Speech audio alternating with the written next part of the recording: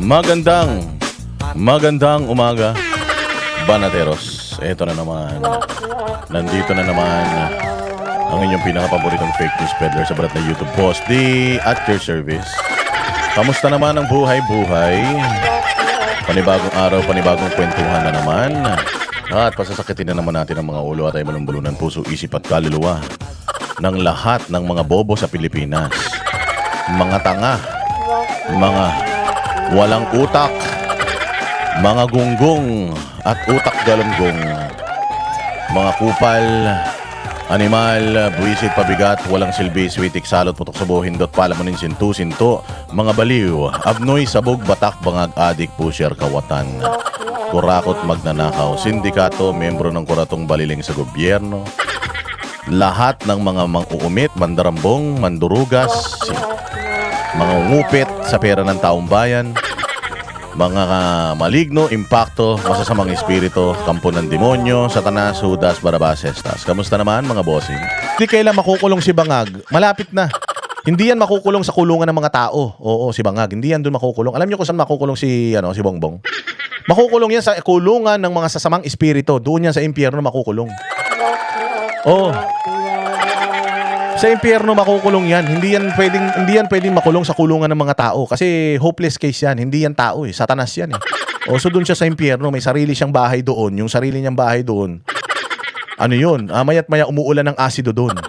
O doon siya.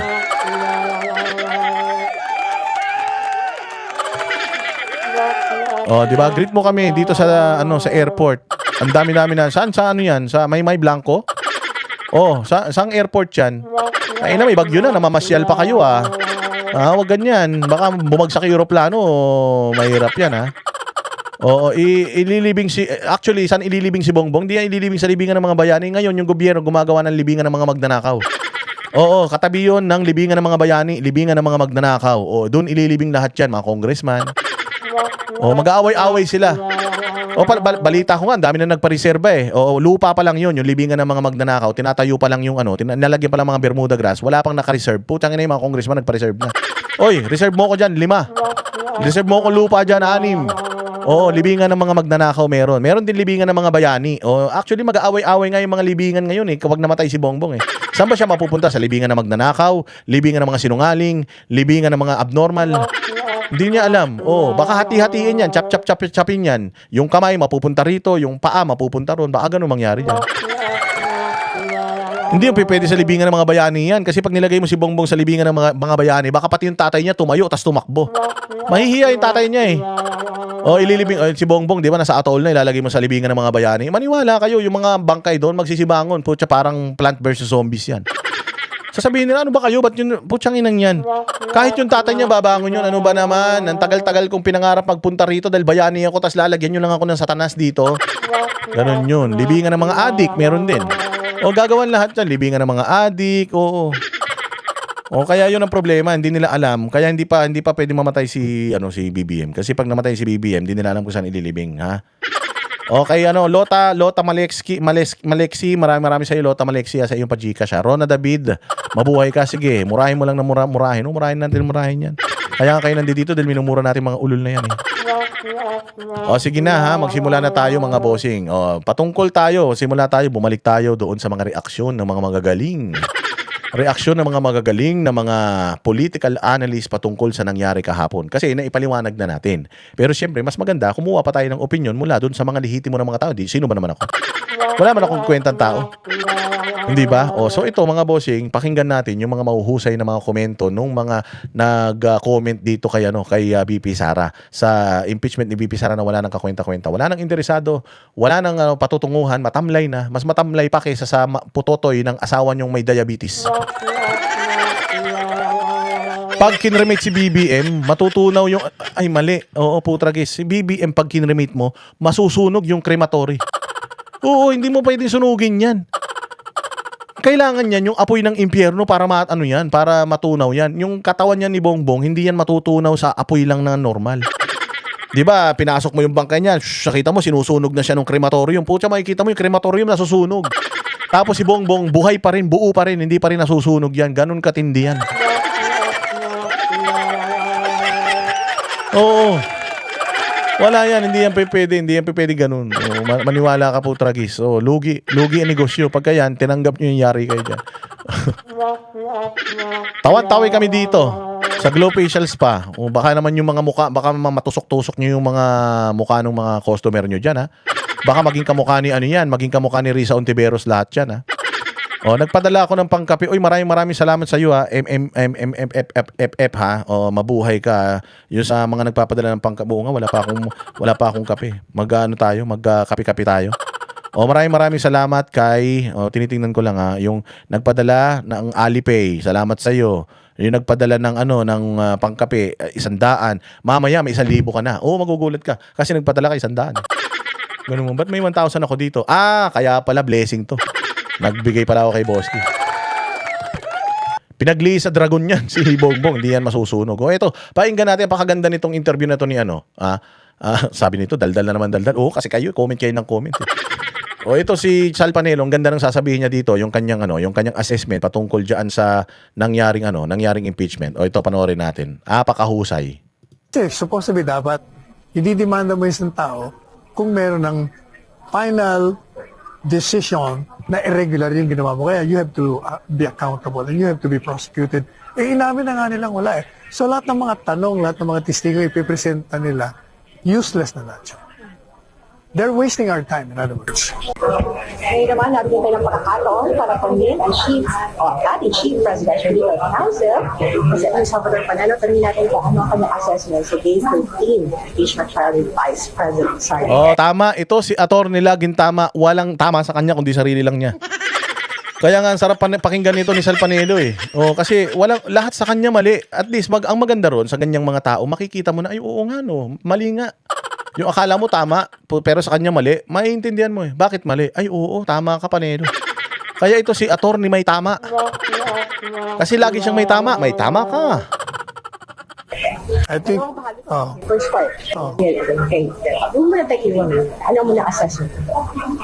hindi ba inamin niya na, pati ngayon, yung ngayon din, kasi both witnesses have already admitted na preliminary lang yung findings ng audit, recommendatory. Which means, pag yun ang inamin mo, lahat na ipipresent mo dyan to prove the so-called irregularity, wala, napatay na. Kasi, in other words, you have no basis to sue the Vice President because hindi pa nga final whether, kasi supposedly dapat. Yan pinag-usapan natin yun hindi pa final.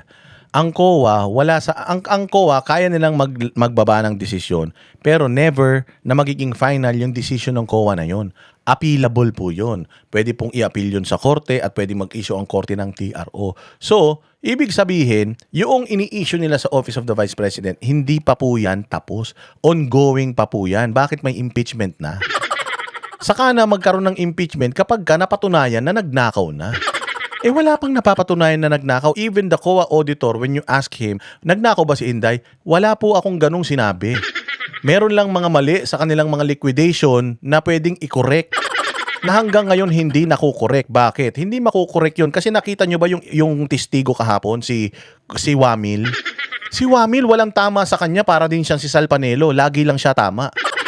Pagka kinumpronta mo siya, hindi, mali ka pa rin. Kahit tama na yung komprontasyon, hindi, mali ka pa din. Mantakin mo, sabihin niya na kahit meron ng Korte Suprema, pwede pa, kailangan mag-restitute pa rin ang Office of the Vice President kahit na meron ng TRO. So, ayun ang problema. Kasi kapag ipinaliliwanag mo yung sarili mo sa isang tao na sarado ang utak, syempre, sarado utak ni Wamil. Kita nyo naman kung gaano kasarado utak ni Wamil, di ba? Kahit nga si Senator, kahit na ang linaw-linaw na sa memorandum circular na ang may pananagutan ay yung head of the agency or may or. Pero sa kanya hindi, si Inday Sara yan. So ibig sabihin, sarado yung utak niya. Ang hirap magpaliwanag sa saradong utak. Kapag nagpapaliwanag ka sa sarado utak, paano kayo magkakaintindihan? Kailangan nyo ng may mamamagitan. Kailangan nyo ng referee. Ang referee nga dyan, mga korte. Nasa korte na ba ito? Itong kaso na ito? Wala pa. So ibig sabihin, hanggat hindi nagdidesisyon ng korte na totoo, may mali sa paggamit ng OVP, kailangan isoli nila yung pera. Hindi pwede magsoli ng pera ang OVP. Pero kapag wala pang desisyon ng korte, meron silang petisyon, wala pang desisyon, o di ibig sabihin, yung mga memo-memo ng COA, hindi yan final and executory. Pinaliwanag na natin yan, paliliwanag natin paulit-ulit para maintindihan nyo na after 14 days ng hearing, putang inang yan, wala pa rin nangyayari. Hanggang ngayon, di pa rin nila mapapatunayan na si Inday Sara nagnakaw sa pera ng taong bayan. Pakinggan nyo si Sal. Ididemanda mo yung isang tao kung meron ng final decision na irregular yung ginawa mo. Kaya you have to be accountable and you have to be prosecuted. Inamin na nga nilang wala eh. So lahat ng mga tanong, lahat ng mga testigo ipipresenta nila, useless na lahat siya. They're wasting our time, in other words. There was a lot of instances during the trial this morning. Yung tinatanong patungkol sa paggamit ng alias illegal ba to or hindi. So isa pa yun, walang... Sinabi na wala naman kasi nakalagay doon sa circular, doon sa joint circular, validation na pwede o hindi. So, being silent, no? Silent yung joint circular. So, having yung judicial na document na if there's no law, there's no crime. Ano mo nasabi niyo doon? Unang-una, using your common sense, talagang pag sinabing confidential, since all of them are admitting na hindi dapat ipaalam. Kasi nang manganganib ang buhay ng mga informant, talagang aliases ang gagamitin mo. Kaya, hindi ko nga maintindihan. Lalo ako naniniwala na you're just focusing, targeting the Vice President. You're really destroying her by proceeding with this impeachment that has no legal and constitutional basis. Because in Article 1, the basis is nowhere to be found. Why? Hindi nga final eh. So how can you sue the Vice President? Alam mo yung testigo kanina, napaka-invasive. Tinatanong siya, malalaman mo ba kung alias yun o hindi? Di ba ang sagot niya? Hindi sir, kasi wala naman nakalagay doon na alias. Kinawa, tatanungin kita. Kasi kung ako ang sinunod, tanongin mo, ganon, hindi mo alam kung ano alias. Kung sinabi ko sa'yo, McDonald's nakalagay doon, hindi mo alam na alias yun? Di ba? Common sense eh. Talagang we're wasting our time.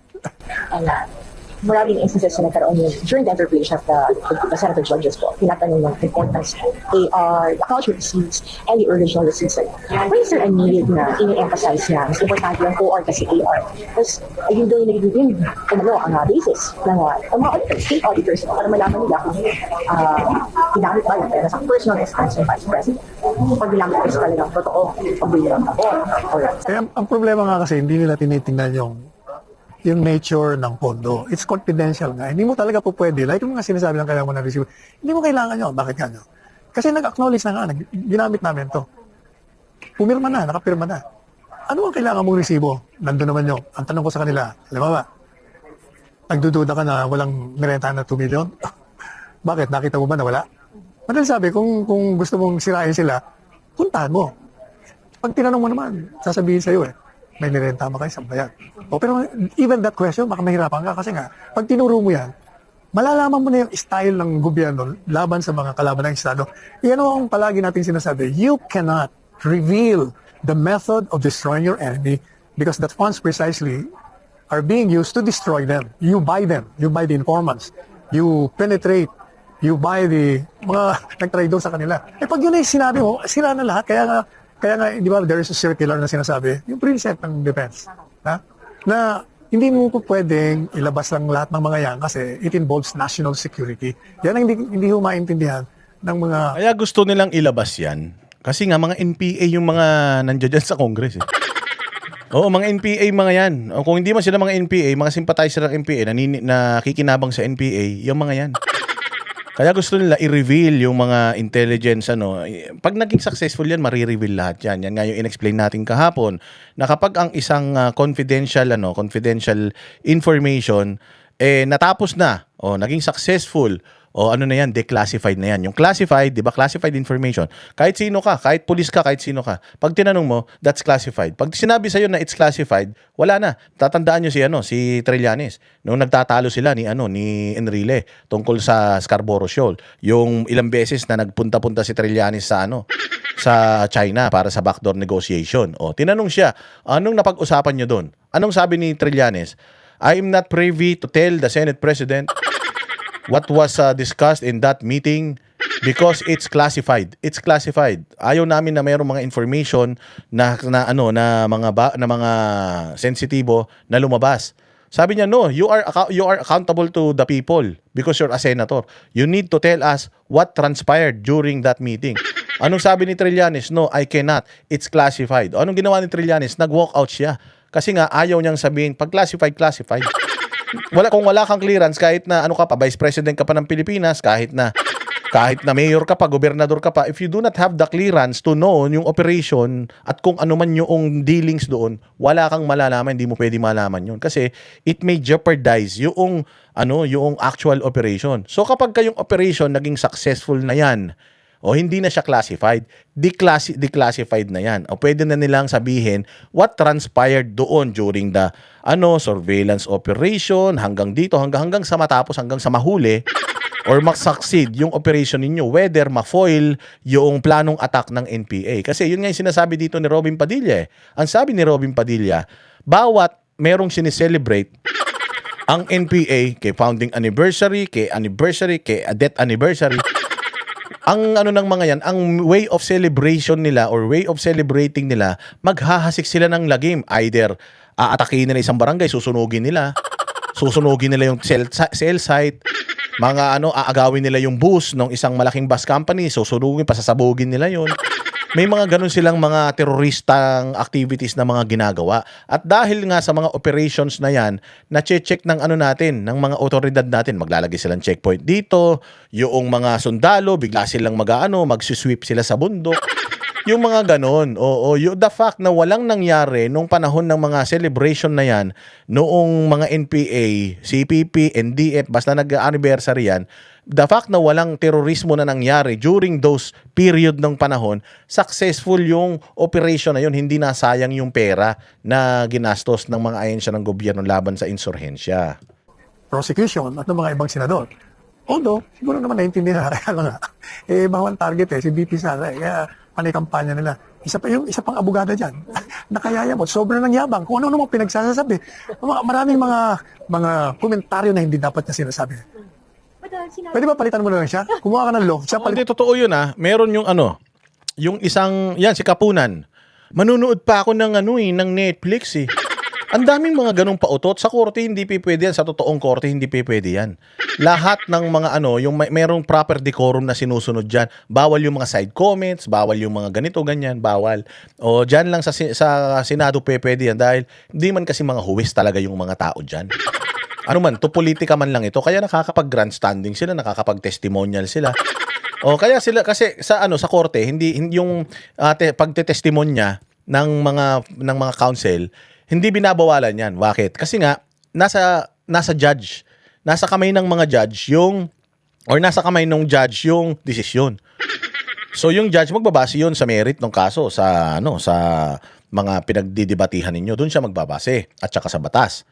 Ngayon, dito sa impeachment court na ito, kaya panay ang speech ni Luistro, ni Chua, kaya panay ang salita nila, panay ang speech nila. Kasi dito, political talaga itong korte na ito. Politically ito, wala namang makukulong na nai-impeach Ang nai-impeach, natatanggal lang sa posisyon at hindi na pwedeng makahawak ng any political position dahil disqualified na siya o perpetual yung disqualification niya. Yun lang yun. Walang accountability dito. Kasi kung gusto talaga natin ng accountability, dapat doon sa korte. Kasi sa korte, pag napatunayan nagnakaw, kamay kulong. Katulad ni Janet Lim Napoles. Nakakulong si Janet Lim Napoles kasi sandamuka lang ninakaw. At ang abogado nun, si Kapunan. Ganun yun. Propaganda lang yan. Politika lang yan. Kaya, magkakaroon ka pa ba ng interest sa isang bagay na politikal? Kung politika lang pinag-uusapan, edi antayin natin 2028. Doon tayo mag-usap-usap. At least doon may boses tayo sa politika kasi boboto tayo, di ba? So tama sinasabi ni Sal dito. Answer pa for you. Pero attorney kasi, kanina sinabi din yung dating state auditor.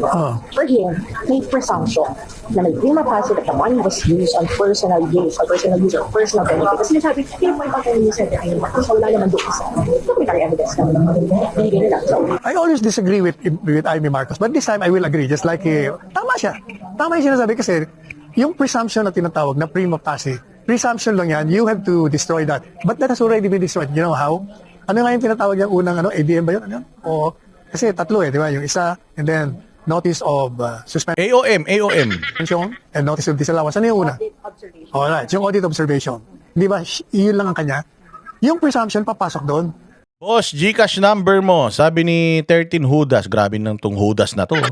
Andyan po sa baba, nakalagay po, Boss Dada, Gcash Darwin Salcedo. 099. Ito naman si ano. Puro tama na tuloy yung mga subpina ko niyan. Nilagay mo yung totoo kong pangalan.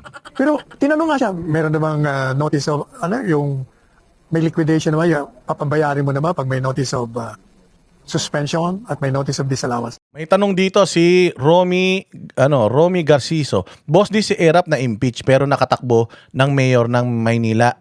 Hindi kasi si Erap na siya, binigyan siya ng presidential pardon ni Gloria Macapagal Arroyo. Kaya nakatakbo siya. Binigyan siya ng presidential pardon. At saka hindi ako sure kung na-impeach si Erap kasi ang alam ko 'di ba parang na natigil yung hearing diyan sa Senado. But anyways, let's just leave it at that. Basta yun. Yun na siya. Tawag dito kaya siya nakatakbo, binigyan siya ng presidential pardon. Parang si Robin Padilla. Convicted felon man si Robin Padilla. Pagka convicted felon ka, hindi ka pwedeng tumakbo sa any position in the government. Ivy Rose, Sena diyan saan ba ang RON? Basta kung saan ka man nandoon, mabuhay ka, Ivy Rosena. Nag-resign si Erap, kasi binababa siya di ba?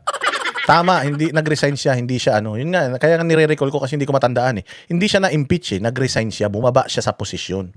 Tapos nung bumaba siya sa posisyon, kinasuhan siya sa Sandigan Bayan, na-desisyon na ng Sandigan Bayan yung kaso niya. Pero pinardon siya ng Presidente Gloria, hindi siya na-impeach May impeachment sa kanya, pero hindi natuloy yung impeachment kasi nag-resign siya. Tama. Very good. Yan ang maganda. Matatalino talaga mga banateros. Kung vlog to ng mga Bongbong Marcos, putang ina yan, walang mga ganyang mga comment. Mga bobo yun Dito kasi nagtutulungan yung comment at saka yung host, nagtutulungan yan. So ganun yan. Kaya ituloy natin to sinasabi ni Sal Panelo. In other words, the presumption dun sa observation, observation what? Credit? Observation? Audit observation memorandum, notice Audit. emergency suspension. Okay. Pag pumasok kasi yung notice of suspension mo, sinira mo na yung presumption. Madalit sabi, magkakaroon lang ng yung presumption mo, magiging conclusive lang yon. Kung nakapasok ka dito sa 3 at naka-appeal ka na at may desisyon na, kasi ang dami pang appeal From notice of this, anong tawag doon? Notice of disallowance. Misisingiling ka na, bayaran mo na yan. Pupunta ka pa sa commissioner Pag-uusapan pa nila. Pag na-deny yung appeal mo, pataka pa sa Korte Suprema. Madalit sabi, hindi nga final Yun nga matagal na natin sinasabi. So walang basis talaga. And based on sa interview din sa kanya, yung mga pinoint out sa presiding officer, ito doon is yung his testimony doon sa kanyang legal interpretation because he is also a lawyer, no? And particular doon sa application ng Section 8.3, yung concept na failure to liquidate, and then yung prima facie presumption na, at yung legal na epekto nito doon sa desisyon ng COA. Remember the Martinez jurisprudence na sinasabi ni Escudero, hindi ba ulit-ulit ko sinabi citing this jurisprudence, and then when he was actually asking kung doon sa jurisprudence na yun, hindi niya ma-recall. Hindi naman, hindi meron. Talaga hindi niya nabasa. Kaya hindi niya alam. Pero ang punto nga doon, yung babalikan natin it's not final. So if it's not final, there is no basis for putting the Vice President in an impeachable offense. Wala paano mo sasabihin na irregular Hindi pa nga final na irregular Pag sinabi na ng Supreme Court, tama si Commissioner. Wala pa nga sa Commissioner. Nandun pa lang siya sa sa mga auditors Yung paliwanag ni Sal Panelo, ganun yung paliwanag natin. Kaya lang mas pinabababaw pa natin yung paliwanag natin para mas maintindihan natin lahat, di ba? Yan yung sinasabi ni Sal Panelo na yung COA, kung ano man ang desisyon ng COA. Dahil tinan mo ang Office of the Vice President nagli-liquidate. Kaya nga sabi ko mabuti pa ang Office of the Vice President nagli-liquidate sila. Sinabi nitong ogag na si Wamil, si Binay, hindi daw nila inaudit kasi daw hindi nag-liquidate. So ibig sabihin, pag hindi na nag-liquidate, hindi nyo na ino-audit, ganyan ba trabaho nyo sa COA? Mga tarantado kayo. So yun ang problema. Si Inday Sara dahil malinis ang kanyang konsensya, anong gagawin ng isang taong malinis ang konsensya? Ipipresenta niya yung sarili niya. Papaano? Kaya niya, ililiquidate niya yung pera. Kung ninakaw niya yun, hindi niya ililiquidate yun. To begin with, kung nanakawin niya yun, hindi niya ililiquidate yun. Sabi ko nga sa inyo, si Jinggoy, si Bong Revilla, mastermind ba yan sa flood control? Hindi. Bakit? Kung mastermind yan, sana wala yan sa Pilipinas, katulad ni Zaldico. Kung mastermind yan, si Bong Revilla at si Jinggoy Estrada, sana katulad sila ni Martin Romualdez na pilit na kumukuha ng travel clearance para makalabas sa Pilipinas, tatakas. Kung talagang kawatan ka, tatakas ka. Sumuko yung dalawa Sumuko si Bong Revilla. Sumuko si Jinggoy Estrada. Ito naman, sa case ni Inday Sara, niliquidate niya Niliquidate niya. Kasi kung ninakaw niya yan, wala siyang maliliquidate. Wala siyang mga acknowledgement receipts. Ang daming mga resibo nun. Mantakin mo tinan mo, yung 125 million na pera na sinasabi nila, 3,000 na resibo yun. 3,000 na mga acknowledgement receipts, mga proof, mga ano tawag dyan, mga sales invoice, 3,000. Sa halagang 150 million, sa tingin mo, gagawa ako ng sobrang daming trabaho. Sige, nakawin natin tong 150 million tapos gumawa tayo ng madaming resibo para ibigay natin diyan sa COA. Nakawin natin tong pera. So halimbawa ako si Inday Sara, ninakaw ko yung 150 million. O kung ako nagnakaw, ako lang ang gagawa ng mga dokumento na yan. Ilang dokumento yan? 3,000 na documents gagawin ko. Hassle ko yung sarili ko. O syempre, kukuha ko ng mga tao. O mag-i-involve ako ng mga tao. O paano ko ma-assure na yung in-involve ko na tao, hindi ako ichuchuchu na nagpapagawa ako ng mga peking resibo. Di ba? O katulad nito. O pwede naman ilagay ni Inday Sara na yung intelligence fund na ginamit dito sa gamot. Pwede naman yung ilagay na kung talagang magnanakaw ka, pwede mo namang ilagay na intelligence gathering, bumili ka ng information, purchased information, pero namang lahat purchased information Kasi pag purchased information, hindi mo mapapatunayan kung saan napunta yung pera at kung anong information yung pinurchase mo kasi confidential nga Enough na yung acknowledgement receipt Kung ganoon naman pala, di lahat na lang igawin nating acknowledgement receipt. Bakit nagbigay pa sila ng resibo patungkol sa mga binigay na halaga ng gamot? Gamot yung ibinigay. So ngayon, ginagawa nilang literal na, ba't gamot ang binigay mo? Ayuda yan. Hindi yun ganun. O pwede naman gawin ni Inday Sara kung talaga manduruga si Inday Sara. Matalino man yan. O AR na yung ginawa nila dito. Bakit hindi na lang nila in-AR yung gamot? Diba? Kung magnanakaw ka na rin lang, galingan mo na. Yun O kaya kapalan mo na mukha mo. Magnanakaw ka na rin lang, magpipeke ka pa ng mga resibo. Pag dinakaw mo, nakawin mo na lang. Katulad ng flood control. Katulad ng flood control ngayon. Diba? Hinahanapan ba natin ng resibo? Hinahanapan ba natin ng resulta? Wala. May nakukulong. Yung mga walang kasalanan. Yung mga totoong may kasalanan, wala. Nasa labas. Yun ang problema. Yun yung sinasabi natin dito. Kung nag-liquidate itong si VP Sara at ayaw tanggapin ng COA, dahil yung COA mayroon silang sariling interpretasyon ng batas at tingin ng Office of the Vice President, mali yung interpretasyon nyo ng batas, ang mag-i-interpret nun, Supreme Court. Yun yung ibig sabihin. At dahil wala pa sa Supreme Court yung problema na yan, ibig sabihin, hindi pa dapat yung pinag-uusapan sa impeachment court. Kasi hindi pa tapos, bukas pa. Kumbaga sa sinigang, niluluto pa, pinakukuluan pa lang yung baboy. Hindi pa nilalagay yung mga ricado. So, hindi pa luto yung ulam, hindi pa tayo kakain. Ganun ang nangyayari dito. Pwede pa siyang, di ba sinabi lang, ang alam ko sir, nag-appeal. Kung nag-appeal pa lang, di wala. Kaya parang useless lahat ng mga tinatanong ng mga mawalang galang na sa mga senador. Na tanong sila ng tanong, although hindi naman lahat sila, yung mga iba naman alam nila. Kausap ko yung dalawang senador kanina. Sabi ko, hindi nga final. Hindi nga final. Bakit daming tinatanong? Sabi ko yung mga kasama nila, lalagay ko na sa bulsa ko Pero, dun sa tatlong araw na kayo, gaya process sa relation naman for the isa pa yun, Huwag akong makalimutan. Tingnan mo, itong prosecution, nagpapa-admit ng mga dokumento. Hindi pumapayag. Tama lang hindi talaga pumayag. Ba't ba? Nagtatrial na kayo, saka pa kayo, dapat numpayan. Tapos sinisisi pa nila, dapat sa pre-trial, kayo yun kayo ang dapat nag-offer doon. Ngayon lang kayo nag-offer Tsaka isa pa, ito naman si presiding senator, judge. Paano yun naman payag? Hindi ko rin maintindihan. Sinasabi niya, well, there is no requirement for stipulation of facts. I'm not pressuring you, but I would rather you take the opportunity. Pambihira, para naman neutral naman yung hindi mo malaman kung papunta ka doon o pabalik.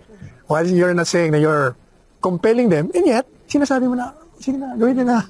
Hindi pa pwede yan. Trial na kayo Di magpresenta ka ng ebidensya kung gusto mo. And sabihin mo ba, doon sa tatlong araw yun, nabasa din ka dito ng former state auditor sa kanyang personal knowledge doon sa pag-audit niya, doon sa confidential intelligence funds.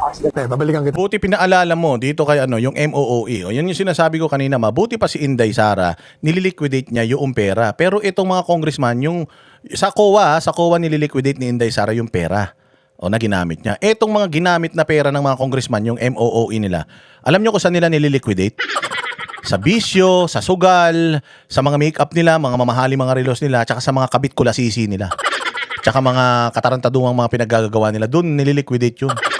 O pag tinanong ng COA, nasa na yung MOE mo? Ito, certification. Tapos, ganun lang. Samantalang si Inday, mantakin mo, 3,000 na resibo. Ia-hassle mo yung sarili mo sa 3,000 na resibo. Tanginan niya, napaka-cheap mo naman na napaka-cheap mo naman na magnanakaw na ganun, barya-barya yung ninanakaw mo, 70,000, 77,000. Pucha, kita mo yung mga congressman kung paano magnakaw, mali-malita.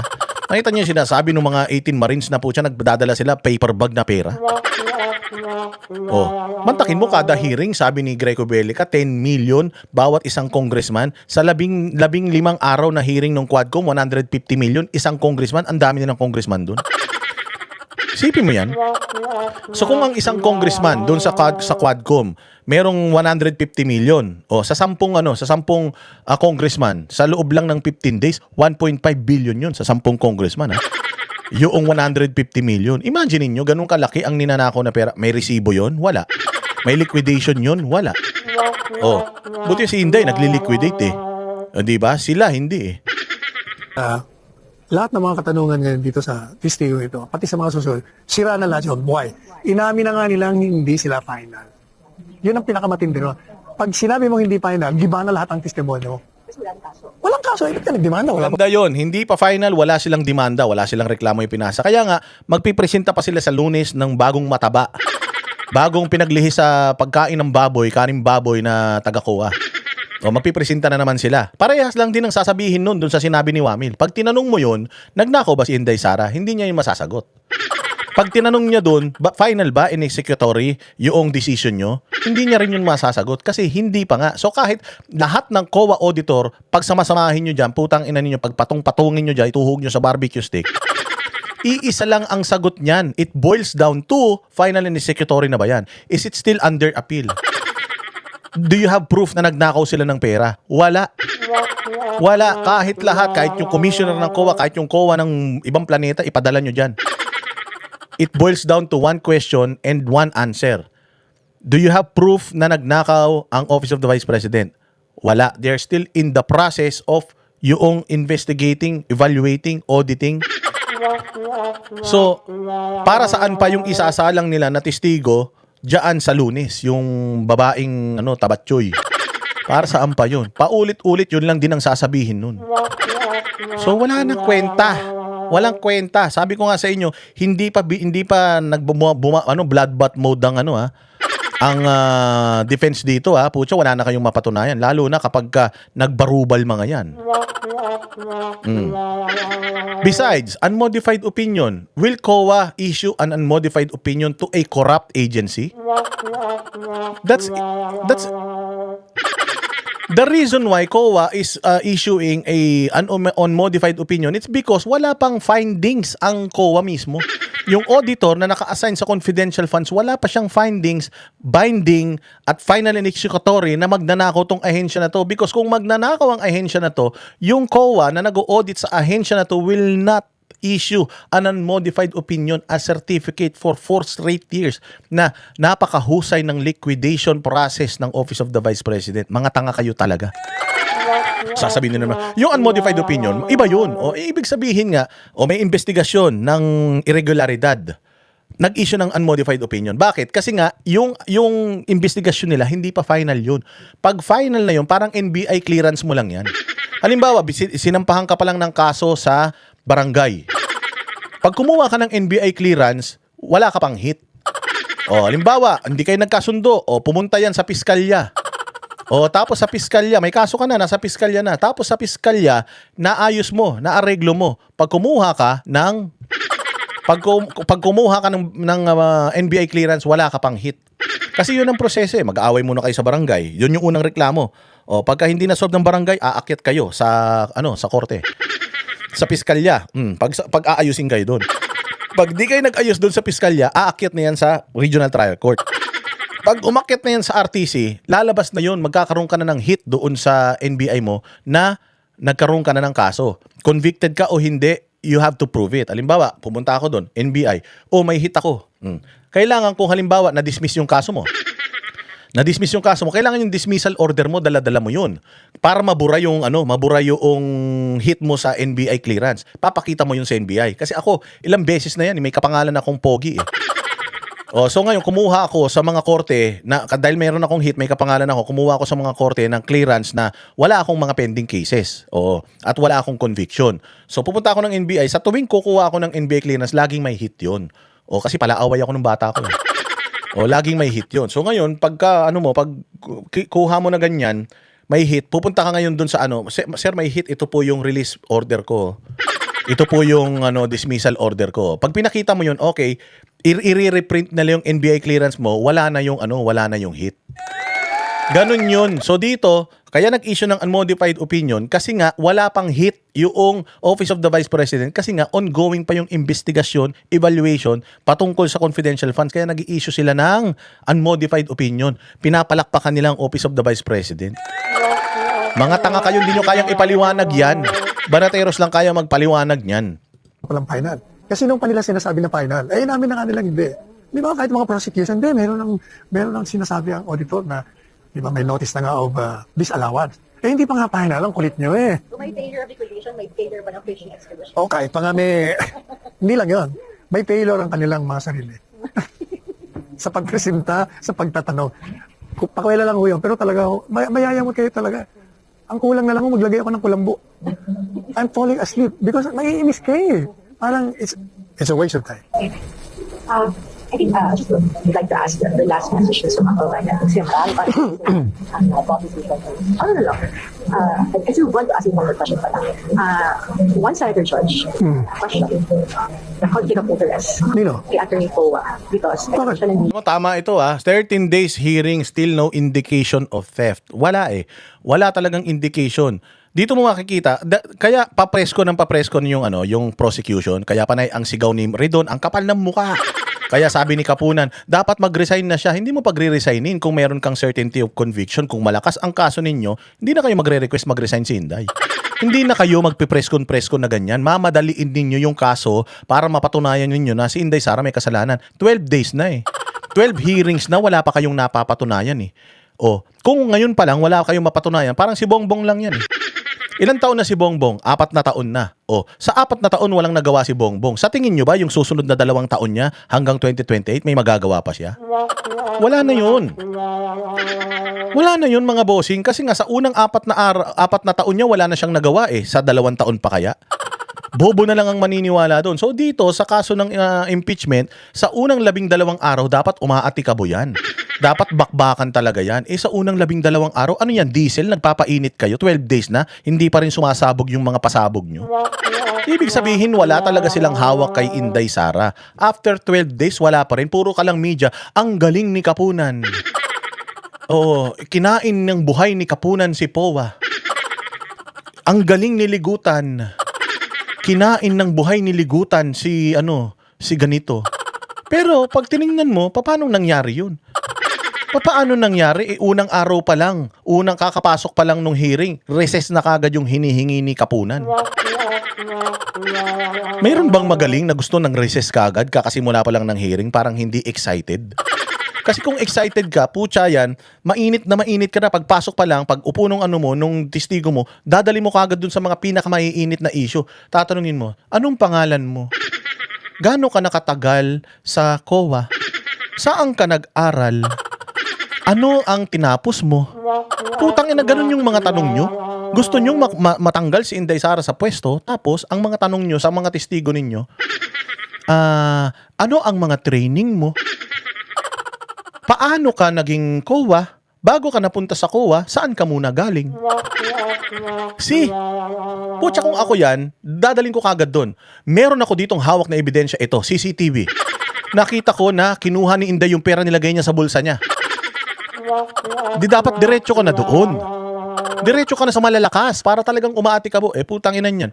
Unang testigo. Anong pangalan mo? Ako po si ganito. Ano ang tinapos mo? Ako po ay nagtapos ng ng accountancy sa ganitong eskwelahan. Anong taon? Okay. So, sabi mo, ikaw ay isang accountant. Oo. At ikaw ay ikaw ang nag-evaluate noong video ni Inday Sara na naggalit na galit siya. Gaano ka ka-credible? mayroon ka bang training? Nag-training ka ba? Opo, nag-training ako 2 linggo. Pero, forensic expert ka? Opo, forensic expert ako. Nag-training ako 2 linggo. Puta, dun pa lang, palpak na eh. Wala. So, after 14 days, inaantay ko pa rin kung nasaan yung pruweba na nagnakaw si Inday Sara. Ang sagot nitong huling testigo, nung tinanong ni JB Ercito, meron ba kayong findings na yung pera ay pinakinabangan personal ni Inday Sara o ninakaw niya yung pera? Wala po. Wala. Meron na ba kayong isinampang demanda? May desisyon na ba na pinal na nagnakaw si Inday Sara? Wala po. Hinihingan pa lang po sila ng mga dokumento, supporting document, hinihingan pa po lang po sila ng mga opinion nila, ng sagot sa aming mga katanungan. Bakit may impeachment na? So doon pa lang, kaya kailangan nila magpropaganda, press con dito, yung media, kasi nga, putya, hindi nila mapatunayan doon sa korte na may kasalanan si Inday Sara. Wala, nga. Being the former state prosecutor. Pero sinabi naman ni Andrew naman, Sabi nga, hindi naman illegal daw eh. sabi naman ni Atty. Poa, may kaso dito at humaharap sa korte kung Vice President naman. Exactly. Kasi wala akong makitang conflict of interest doon. Kahit pa nga sabihin mo na, demanda nila kung gusto nila.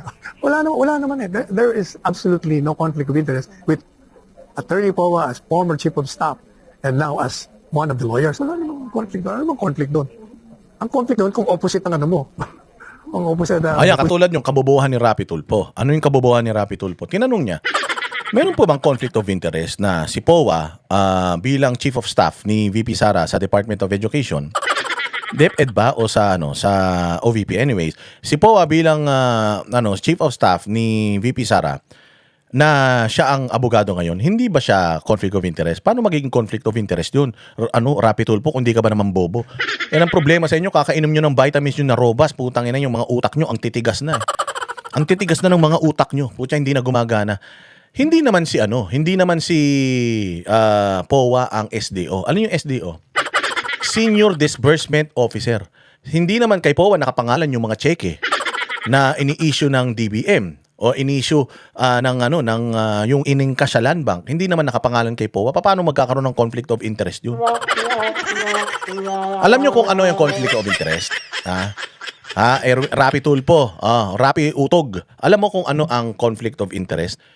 Yung magkapatid kayo ni Rapi Tulfo, tapos magkasama kayo sa isang majority. Yun ang conflict of interest. Oy boss, di conflict of interest din si Cayetano. Oo, conflict of interest din yan. Conflict of interest din yung mga bilyar. Oo, conflict of interest yan. Kasi hindi talaga pwede na nasa isang agency o nasa isang tawag ba rito, departamento, halimbawa na lang, nasa isang department magkakamag-anak, di pwede yun. Putsang ina, magsasabuatan yan. Hindi ba sa kumpanya ninyo? Halimbawa dito sa service department, nandiyan ka. Pwede ba yung kapatid mo i-hire mo? Hindi pwede. Kasi conflict of interest yun. Flash Manuel, salamat sa iyo dyan sa Amerika. Ay, salamat, may nagpakulay din. Masyado kayo nalilibang Oo, ang dilim ng chatbox natin, liwanagan nyo yan para maganda kwentuhan natin. Yun ang conflict of interest. Yung pagiging senador nyong dalawang mga ulul kayo. Conflict of interest na yan. Titingin ka pa sa conflict of interest ng OVP at saka na si Poa. Kaya nila gusto mawala si Poa dyan sa hearing. Kasi nga sobrang galing ni Poa. Si Poa hindi nagbabasa ng kodigo. Pag nagtanong si Poa tapos magalang, so nakukuha ni Poa yung simpatya una ng taong bayan, pangalawa yung simpatya ng korte. Nakukuha ni Poa yun. Kay si Kapunan, mali din kasi prosecution Mantakin mo kumuha ka ng isang private lawyer na sa prosecution team, mukhang impacto. 'Di ba? Mukhang senior, hindi pala special, sorry. Special Disbursement Officer ang SDO, Special Disbursement, pares lang 'yan. Yung senior special yan, Special Disbursement Officer, sorry po. SDO Special Disbursing Officer. Sige na. Pasensya na kayo, wala din na kasi akong listahan, kaya yung mga terms minsan na pagpapalit-palit ko, yung COA, yung BIR na pagpapalit-palit ko, kasi wala akong listahan, wala akong programa, wala akong binabasa dito. Lahat yan, galing lang yan sa utak ko. Wala man ako utak. Kaya ngayon, minsan nagkakamali-mali ako, pabayaan nyo na yung maliit na bagay yan. Tingnan nyo yung pinakamalaking konteksto. So, yun yung doon, yun yung sinasabi natin na wala na tuloy ako. Special Disbursing Officer. Special Disbursing Officer, Senior Disbursing Officer, yun din yung magkatunog lang. Oh, so si POA, hindi naman siya yung Special Disbursement Officer, hindi naman siya nakapangalan yung ano. So, walang conflict of interest dun sa kanila. Issue nga dito is, sino ba dapat ang kinakasuhan? Si Inday Sara ba o yung Special Disbursement Officer o SDO? SDO na lang.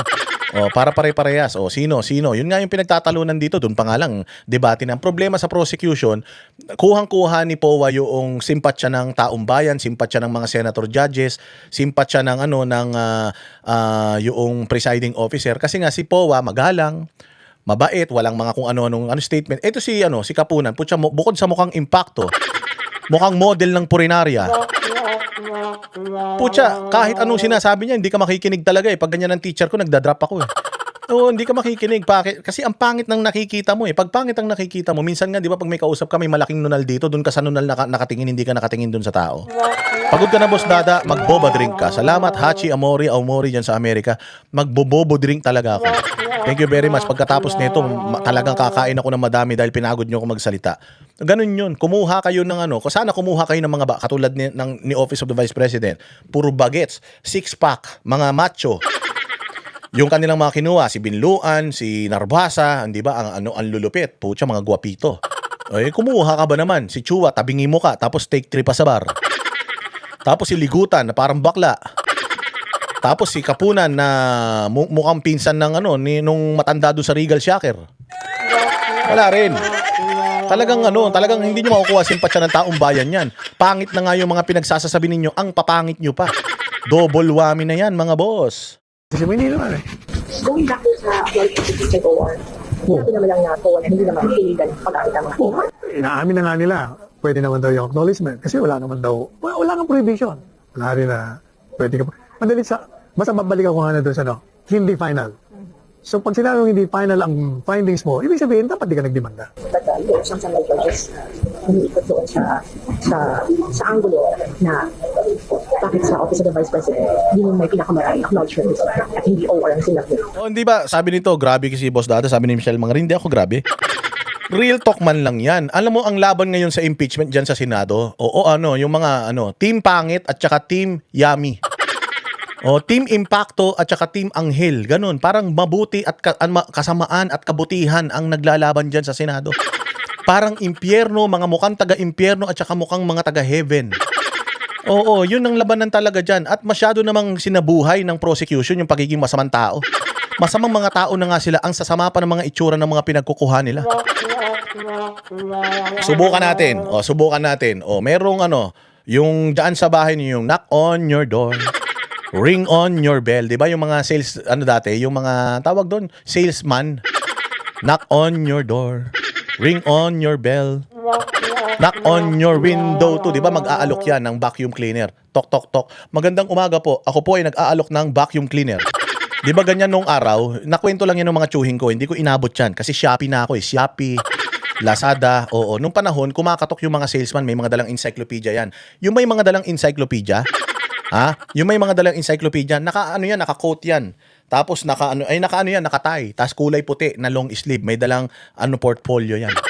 Bakit sila nagdadamit ng ganun? Bakit sila nagpapapogi? Bakit nila gustong magmukhang matalino? Bakit? Kasi ang binibenta nila, encyclopedia, libro. Putang ina lang, magbenta ka ng libro tapos katulad ko, puro katato. Hindi bibili yan. Halimbawa, mag-aalok ako sa inyo ng toothpaste.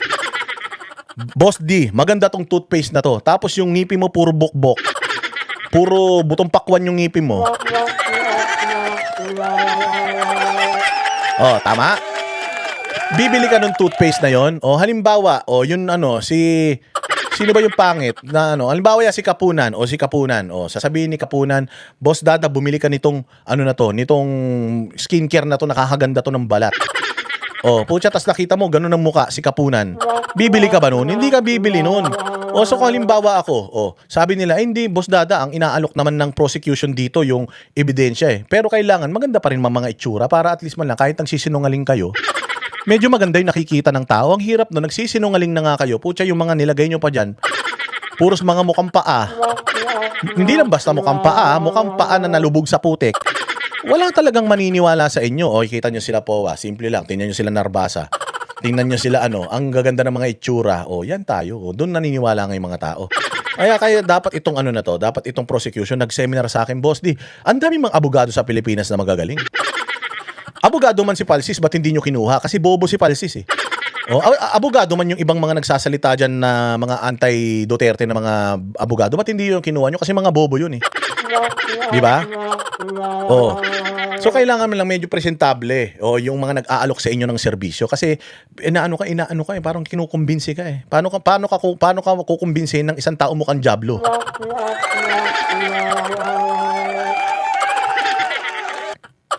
Di ba? Ibig sabihin, marunong ang Office of the Vice President kasi tinitingnan nilang batas, hindi naman pala kailangan. Kasi nga, pag naglabas ka ng mga resibo doon, yung kalaban mo, alam na lahat ng mga ginagawa mo, hindi nga dapat yun eh. That is precisely why that circular of the 1992 ba yun, sinasabi ron na hindi dapat magkaroon ng mga resibo ng ganyan, hindi mo dapat sasabihin ng operation mo kasi it involves national security. Pag yun binigay mo, nilabas mo sa publiko, yung mga kalaban mo, alam na. Kaya tama yung pinupunto ni Robin Padilla. Sabi nito, si Robin daw, ay si useful si Ridon sa Samgyupsal. Yun na nga. Si Ridon, pag nagpunta yan sa Samgyupsalan, putsang na magsasara. Sasabihin to, putal, laki ng pisngi nito, matakal to sa karne. Huwag niyong papasukin yan.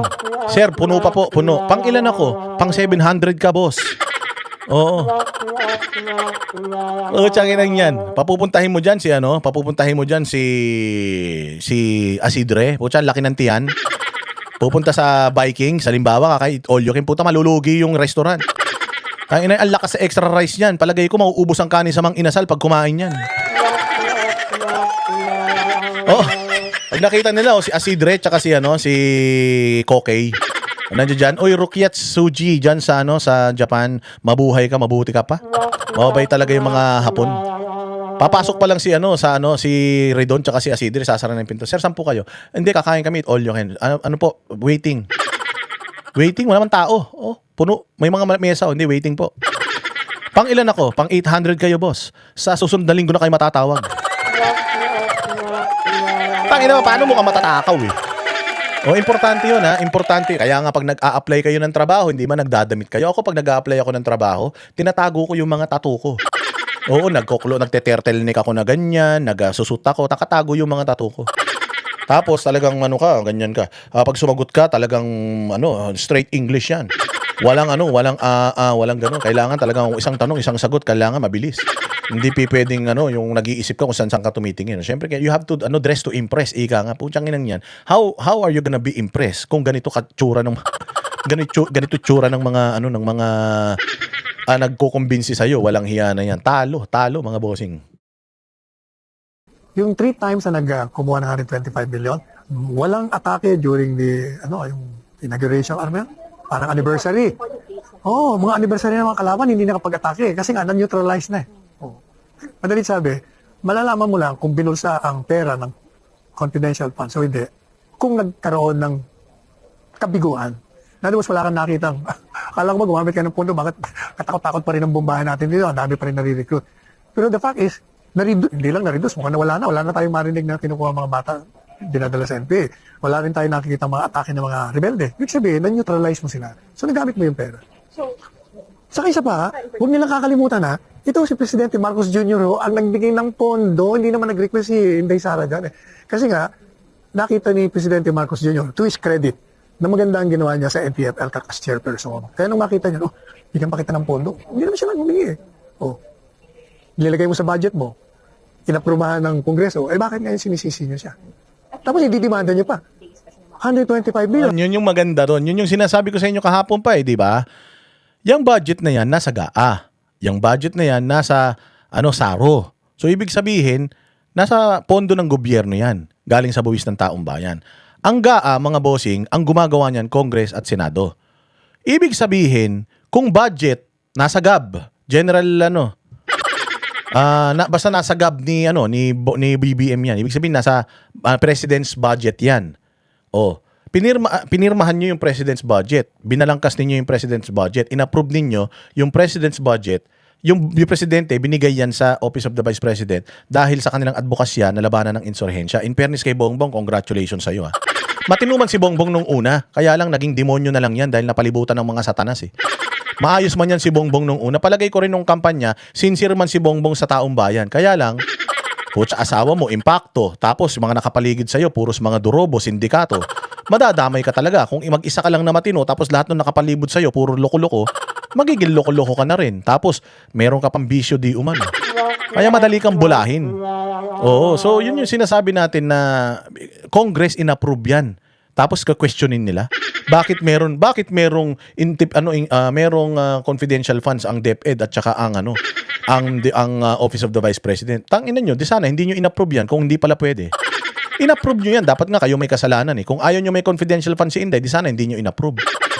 Mga tanga pala kayo, inapprove nyo yan eh. Tapos tatanungin nyo.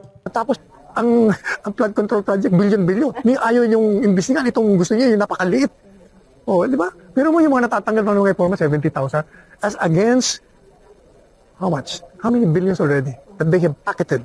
And they have ignored investigating, they have ignored prosecuting. Ang dami nun. Oh. Are you saying this impeachment trial is just This is a failed state. We are now in a failed state and this impeachment is a failed impeachment. Ang ganda. Pag naging presidente daw si Inday Sara, sabi ng comment dito, pag naging presidente si Inday Sara, maraming sasakay sa wheelchair. Totoo yan. Lahat yan magsisisakayan sa wheelchair, maniwala kayo. Oo. Ano masasabi ni Jason Sonsa? Ganda rin ang masasabi ni Jason Sonsa dito. Pasok Manong Jay. Kinalulungkot kong sabihin, this is a violation of law. Alam ng abogado yan, lahat ng taga-gobyerno. Kasi may national security component dito, confidential and intelligence funds. Kung masasabi po ninyo doon sa presenta po ng prosecution, ng kanilang witness, itong si Attorney Roderick Wamil. Dalawang bagay, no? Si CPA lawyer Wamil ay maganda at hindi, no? Maganda sapagkat sinabi niya ang nagdudumilat na katotohanan na lahat ng public funds ay dapat i-audit. Yun ang isang maganda. Ibig sabihin, lahat ng pondo sa gobyerno, kay local government yan, kay national government, kay government owned or controlled corporations, o maging korte, maging congress, dapat yan in-audit lahat. No? At lahat naman, kung susundin mo yung 1975 amendment, pinakahuling amendment sa auditing rules and procedures ng gobyerno, lahat dapat talagang ino-audit. Kaya lamang, ang nangyari, ang Kongreso, sa pamamagitan ng mga senador at congressman, ay nagpasa ng Concurrent Resolution number 10 na gumawa sila ng sariling republika at sinabi lang hindi na sila kasama doon sa COA Rules and Regulation at sila ay certification na lamang yung kanilang mga liquidation. So doon pa lang meron ng bending the law. So hindi maganda sapagkat masyadong binabad ni attorney ng Counsel for the Prosecutor Kapunan si Mr. Wamil na hindi dapat sa kanya pinakamahaba doon 30 minutos lang just to certify na siya ay nagsagawa ng state audit doon sa confidential fund ng Office of the Vice President. Kasi sa tinagal-tagal na hinaba, lumalabas tuloy na wala siyang alam talaga, wala siyang personal knowledge kasi unang-una at nahuli pa siya nagsisinungaling. No, kasi sabi niya, lahat ng pondo in-audit. Pangalawa, sabi niya, bukod tanging si Vice President Duterte lamang ang merong confidential funds. Lumabas, 2014 pa, merong confidential. Maganda yung sinabi ni Jason sa dito. Naniniwala ba kayo sa kasabihan? Less talk, less mistake. Na kapag ikaw, in-expose mo masyado yung sarili mo, lumalabas yung lahat ng mga flaws mo.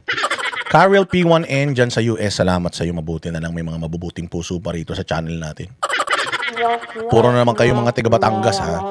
Mga taga Tanawan na naman kayo ha. O, yun yung sinasabi ni Jason sa dito. O, less talk, less mistake. Pag masyado mong in-expose yung sarili mo, nahahalata yung mga tutsang mo. Halimbawa, ito, may camera ang ganyan, masyadong malapit, di ba? Akala mong kinis-kinis. Pero sa katagalan yan, sa sobrang tagal, pag maikli lang, akala mong ganda-ganda. Pero pag pinatagal mo masyado, makikita mo naka-filter pala. Yung labi, pagka gumanon ka, gumagalaw din yung labi. Di ba ganyan ngayon sa mga TikTok, akala mo ang gaganda. O pagka hinawakan yung mukha na ganun, yung nagkakaroon yung kamay, nagkakaroon ng lips na pula.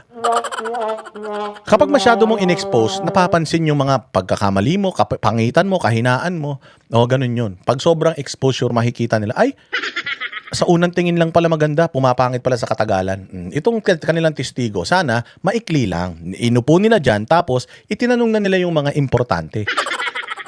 Paki-explain ng mabilis kung anong trabaho mo. O pagkatapos nun, okay, pumunta na tayo dito sa ano natin, sa mga ebidensya natin. O ito, lumabas dito sa report mo, may may kakulangan.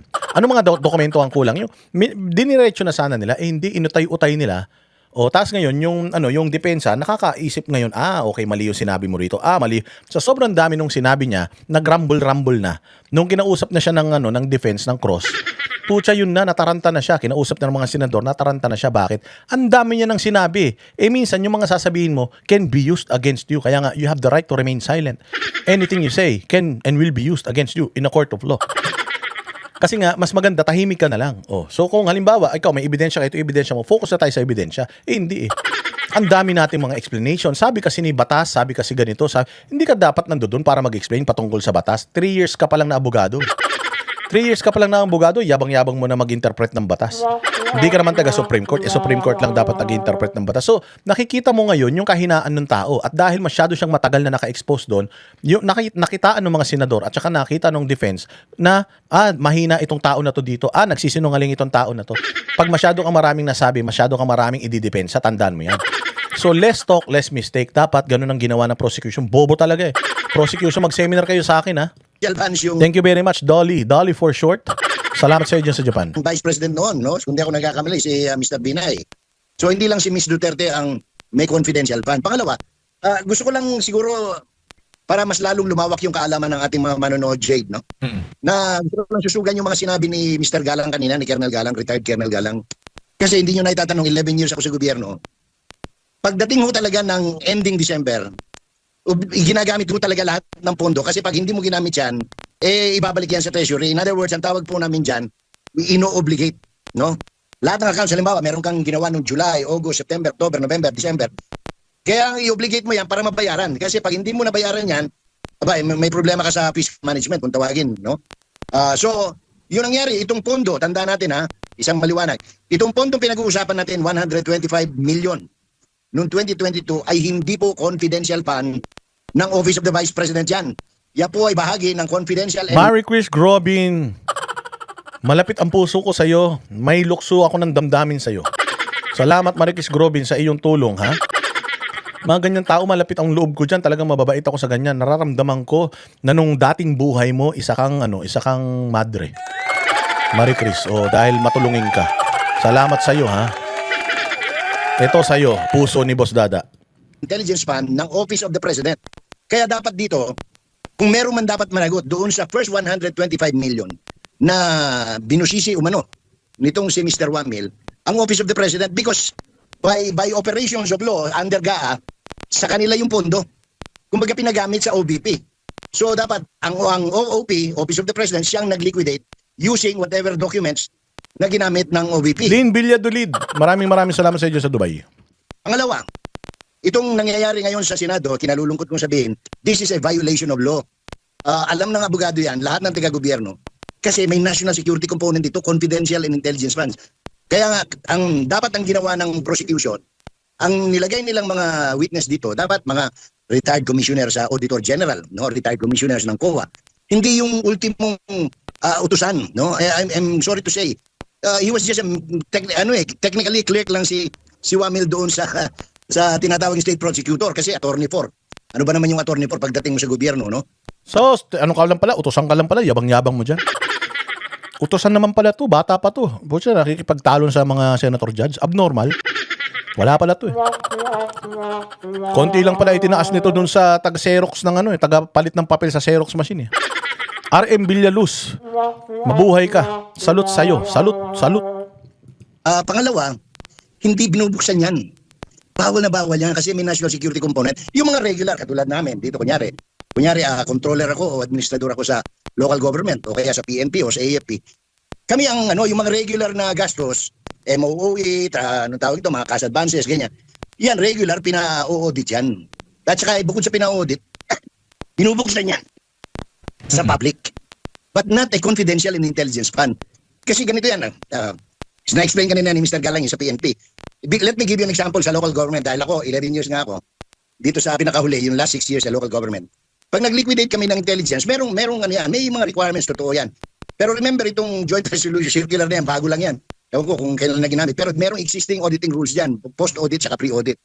No? Pagkatapos, ilalagay mo roon. Pero pag Intel funds, confidential, hindi mo pwedeng sabihin mo, oh, ito, gamot ito, binigay namin sa isang commander ng NPA para nang sa ganun, mapasurrender namin sila. Hindi mo pwedeng banggitin yun. Ipapahamak mo yung mga taong nagkatiwala sa iyo. Kaya nga natawag ni Mr. Galang kanina, national security concern yan. No? Tanga lang itong ano eh. Kasi ang katotohanan kasi, itong mga madadaldal na congressman natin saka mga anong tawag ito, party list representative, wala namang alam sa government auditing and procedure walang alam sa panggogobyerno kasi hindi sila dumaan ng mayor, hindi sila dumaan ng gobernador. Wala, hindi nila alam yan. Hindi nila alam yan. Hindi nila alam yun, yung mga congressman. Alam niyan magnakaw. Ang alam lang niya, mang-umit, mandukot, mandugas. Yun lang alam ng mga congressman. Kaya nga ang tawag sa kanila, mantakin mo, panahon pa ni Fernando Po Jr., panahon pa ni Eddie Garcia, ang tawag na sa mga congressman, buwaya. So they live up to the name ng pagiging buwaya. Pag pumasok sila sa Congress, buwaya sila.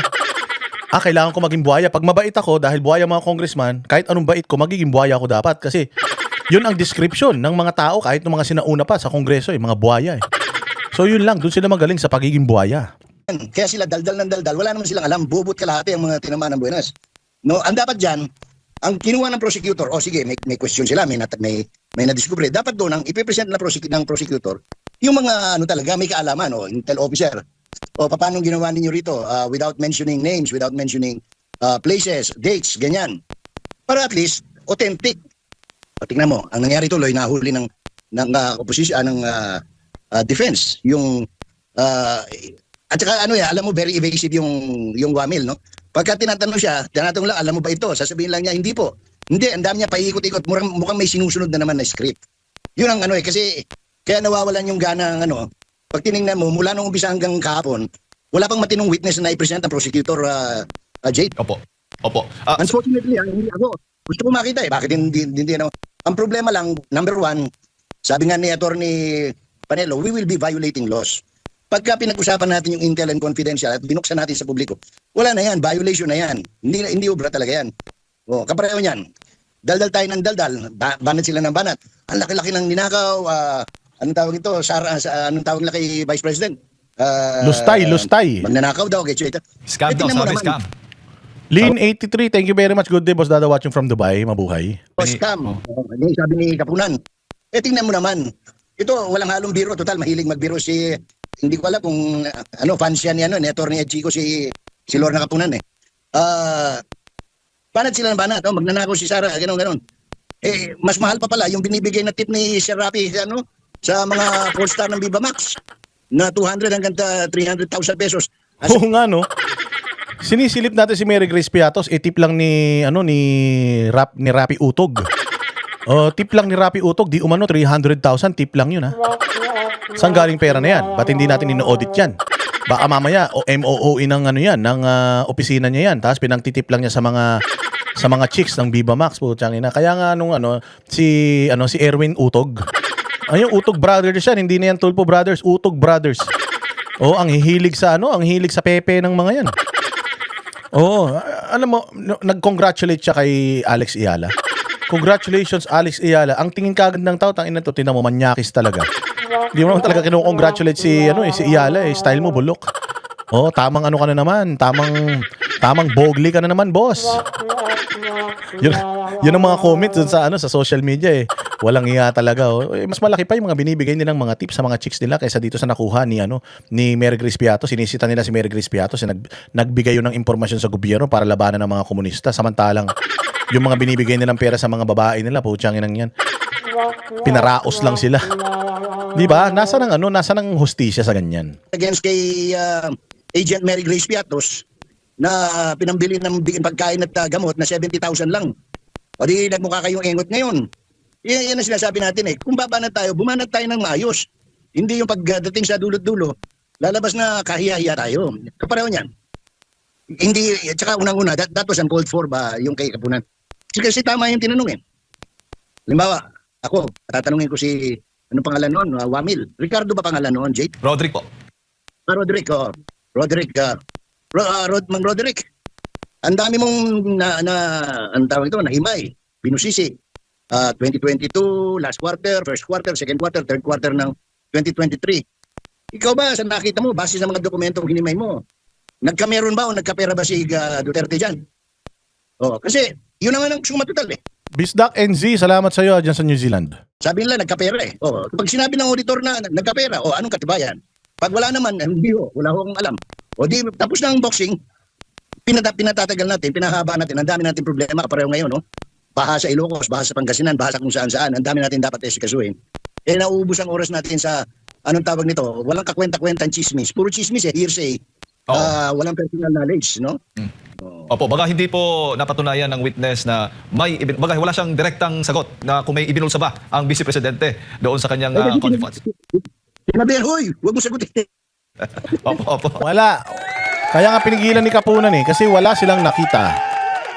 Wala silang nakita mga bossing na itong si BP Sara ay may ninakaw. Ituloy natin yung napakaganda nitong mga reaksyon na to eh. Ito yung mga dapat na kumakalat sa social media, hindi yung mga kabobohang mga reaksyon ng mga abnormal na mga magdanako ng mga congressman na yan. On their list of witnesses kasi it's not helping the prosecution. Naano ako kasi alam mo, pinagmamalaki nila, kahuhusay ng mga abogado nila, mga abogado de Campanilla, mga human rights lawyer, and yet, we are not getting any from their witnesses. Sige po. Doon sa nabanggit nga na harapang pagsisinungaling, kung totoo man yung mga dokumentong ipresenta ni Attorney Michael Poa, na meron din palang confidential fund sa Office of the Vice President sa panahon ni Binay. Natanong, mismo ang COA din ang nagtanong. Kasi ang sinasabi kasi nitong auditor na sa panahon niya, sa stint niya, bilang auditor na sa Office of the Vice President, tanging ito lang si VP Sara lang yung kanyang na-audit na mapatungkol sa confidential fund bago siya mailipat. Pero napag-alaman na kahit nung nandun pa siya, meron pa palang confidential fund sa opisina ni Binay. Pero siya pa ang nagtanong, na-liquidate ba yan? Hindi po ba dapat siya ang magsagot noon kung nandun na siya nung nagkaroon ng confidential fund din sa panahon ni Binay, which is nahuli ba siya sa kanyang sariling bibig? Alam mo, nagpapasalamat ako hindi ako abogado sa defense eh. Kung di babatukan ko yun eh. Sasabihin ko, tanga-tanga mo, ikaw dapat nag-audit yan eh. Ba't ka nagtatanong? Ulul ka siguro, no? Opo. Siguro bilang panghuli na lamang po, Manong Jay, no? Yung ating mga kababayan, iba-iba kasi, itong pangyayari sa impeachment, bihira lang talaga nangyari ito. Huling nagkaroon tayo ng full-blown na impeachment trial sa panahon pa po ni Chief. Oy, salamat doon sa nag-Gcash ng 500 Mabuhay ka hanggang gusto mo. Hanggang sa susunod na linggo, mabuhay ka. Justice Corona, no? At Which eventually, napatunayan na mali lahat yung kanilang naging desisyon, ha? Kaya huwag natin kalimutan yun. Opo, at alam naman natin, ang talagang nakakagets lang dapat ang proseso dyan para kagaya sa regular na korte, tapos hybrid ito eh. May halo kasi iba May nag-comment na troll. Supot ba ang impeachment? Pero oras na ma-impeach siya. Ito ang tatandaan mo. Babasagin ko ang mukha mo. Wow. Bakit? Hindi pa babasag ang mukha ko. Yung mga vlogger nyo ba, basag ng mga mukha nila, kaya hindi na mababasag ang mga mukha nila. Maraming salamat, masaya ka. Diyan sa Australia, magdodonate ako, Boss D. Pambigyan ng kape si Boss Banat. May happy birthday, Banat. Bye. Yes, masaya ka sa Australia, mabuhay ka. At saka sino pa may isa pa nagpakulay si Jing Corpus. Jing Corpus, buhay ka na naman ha. Meron pang babasagin kong mukha mo. Ulul, hindi kayo nakakatakot. Tangin na ninyo. Kay Bongbong nga, hindi kami takot sa inyo pa. Kay Boeing Rimulya nga, hindi kami takot eh. Kay Matibag, kay Trillanes, hindi nga kami takot sa inyo pa. Tangin na ninyo, mga patay gutom naman kayo, wala kayong makain. Walang hiya kayo, wala pa yata kayong ulam eh. Nagsasalita na kayo dyan ha. O yung mga basher dito, manood lang kayo, huwag kayong malilikot ha. Hindi kayo hindi kayo papansinin. Ang impeachment trial po, yung sa side din ng mga senator judge, iba rin yung kanilang dapat treatment ito. Hindi talaga sila pinag-aralan paano ang tamang pagbibigay ng hukom kasi hindi naman talaga ito yung kanilang forte, kaya nga hindi sila judge pero naging senator judge sila during isa impeachment trial. Ano na lang po yung inyo pong may papayo sa ating mga kababayang nanonood at nakikinig? Kasi nga, hindi na talaga maiiwasan na may maisisingit at maisisingit kahit pa sabihin na magkabilang panig na i-delete yan, i-strike out yan sa record. Pero ang mapapanood mo sa social media, paulit-ulit mo mapapanood sa social media, maririnig mo pa rin yung mga ganung mga pahayag, kahit yung opening statement ni De Lima na pinuna, maririnig, ma-access mo pa rin yan, kahit yung sinabing scam kahapon ni Kapunan, ma-access pa rin na yan. Paano na lang po dapat na himahimay ng ating mga kababayan ukol dito, lalo na sa mga senator judge din, na makaano sila sa number one. katotohanan po, Ginoong Jake? Number one, maganda nga ito nangyayari sa Senado sapagkat natututo tayo, no? Tayong mga ordinaryong tao. Ay, hindi pala pwede yung ganun. Kasi pagka ho sinabing sustain yung objection, ibig sabihin, ay mali, hindi pwede yung tanong na yun. Ibig sabihin, no? Pagka sinabing stricken of the record, kailangan huwag na natin, baliwalain natin yon. In other words, tayo mismo as a citizen, we should learn, we should now acknowledge na ito, right smack sa harap ng ating mga Android, sa ating mga television sets, sa ating mga radio sets, natuturuan tayo, hindi na tayo nagiging mangmang, no? Lalo na pagdating sa batas. Sabi nga nung yumaong presidente magsaysay, those who have less in law, less in education, anong tawag ito, kinakailangan mapunuan sa kaalaman, lalo na sa lay o sa batas, no? Huwag tayong, anong tawag ito, let us not be distracted, no? Ang importante rito, lahat naman tayo, meron tayong common sense, no? Kaya nga kahapon, nung isang araw, sinabi ko nga, hindi natin kinakailangan maging accountant, o maging abogado para maintindihan ang isang bagay, kinakailangan lang common sense. Kapareho niyan, we were bombarded by congressmen na ninakaw, nilustay yung 125 million. Ngayon lumalabas, base na rin sa dokumento nila, no? Sa prosecution. I don't know whether they were, hindi nila napagtanto yan.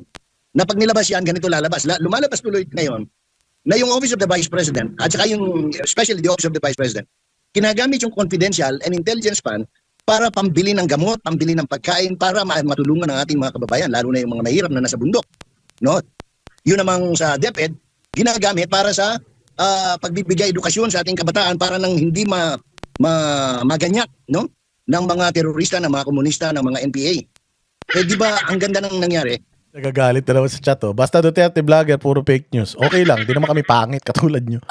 Basta BBM vlogger, pangit na mga tanga pa.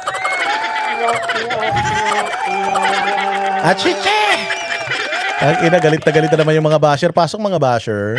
Which is kabalintunaan doon sa objective nila to vilify, no? Nasiraan ng puri ang vice presidente. Kaya nga sabi ko, they should check on their list of witnesses kasi it's not helping the prosecution. Naano ako kasi alam mo, pinagmamalaki nila, kahuhusay ng mga abogado nila, mga abogado de Campanilla, mga human rights lawyer, and yet we are not getting any from their witnesses. No, yung sa pag-ayag lang, pareho niyan.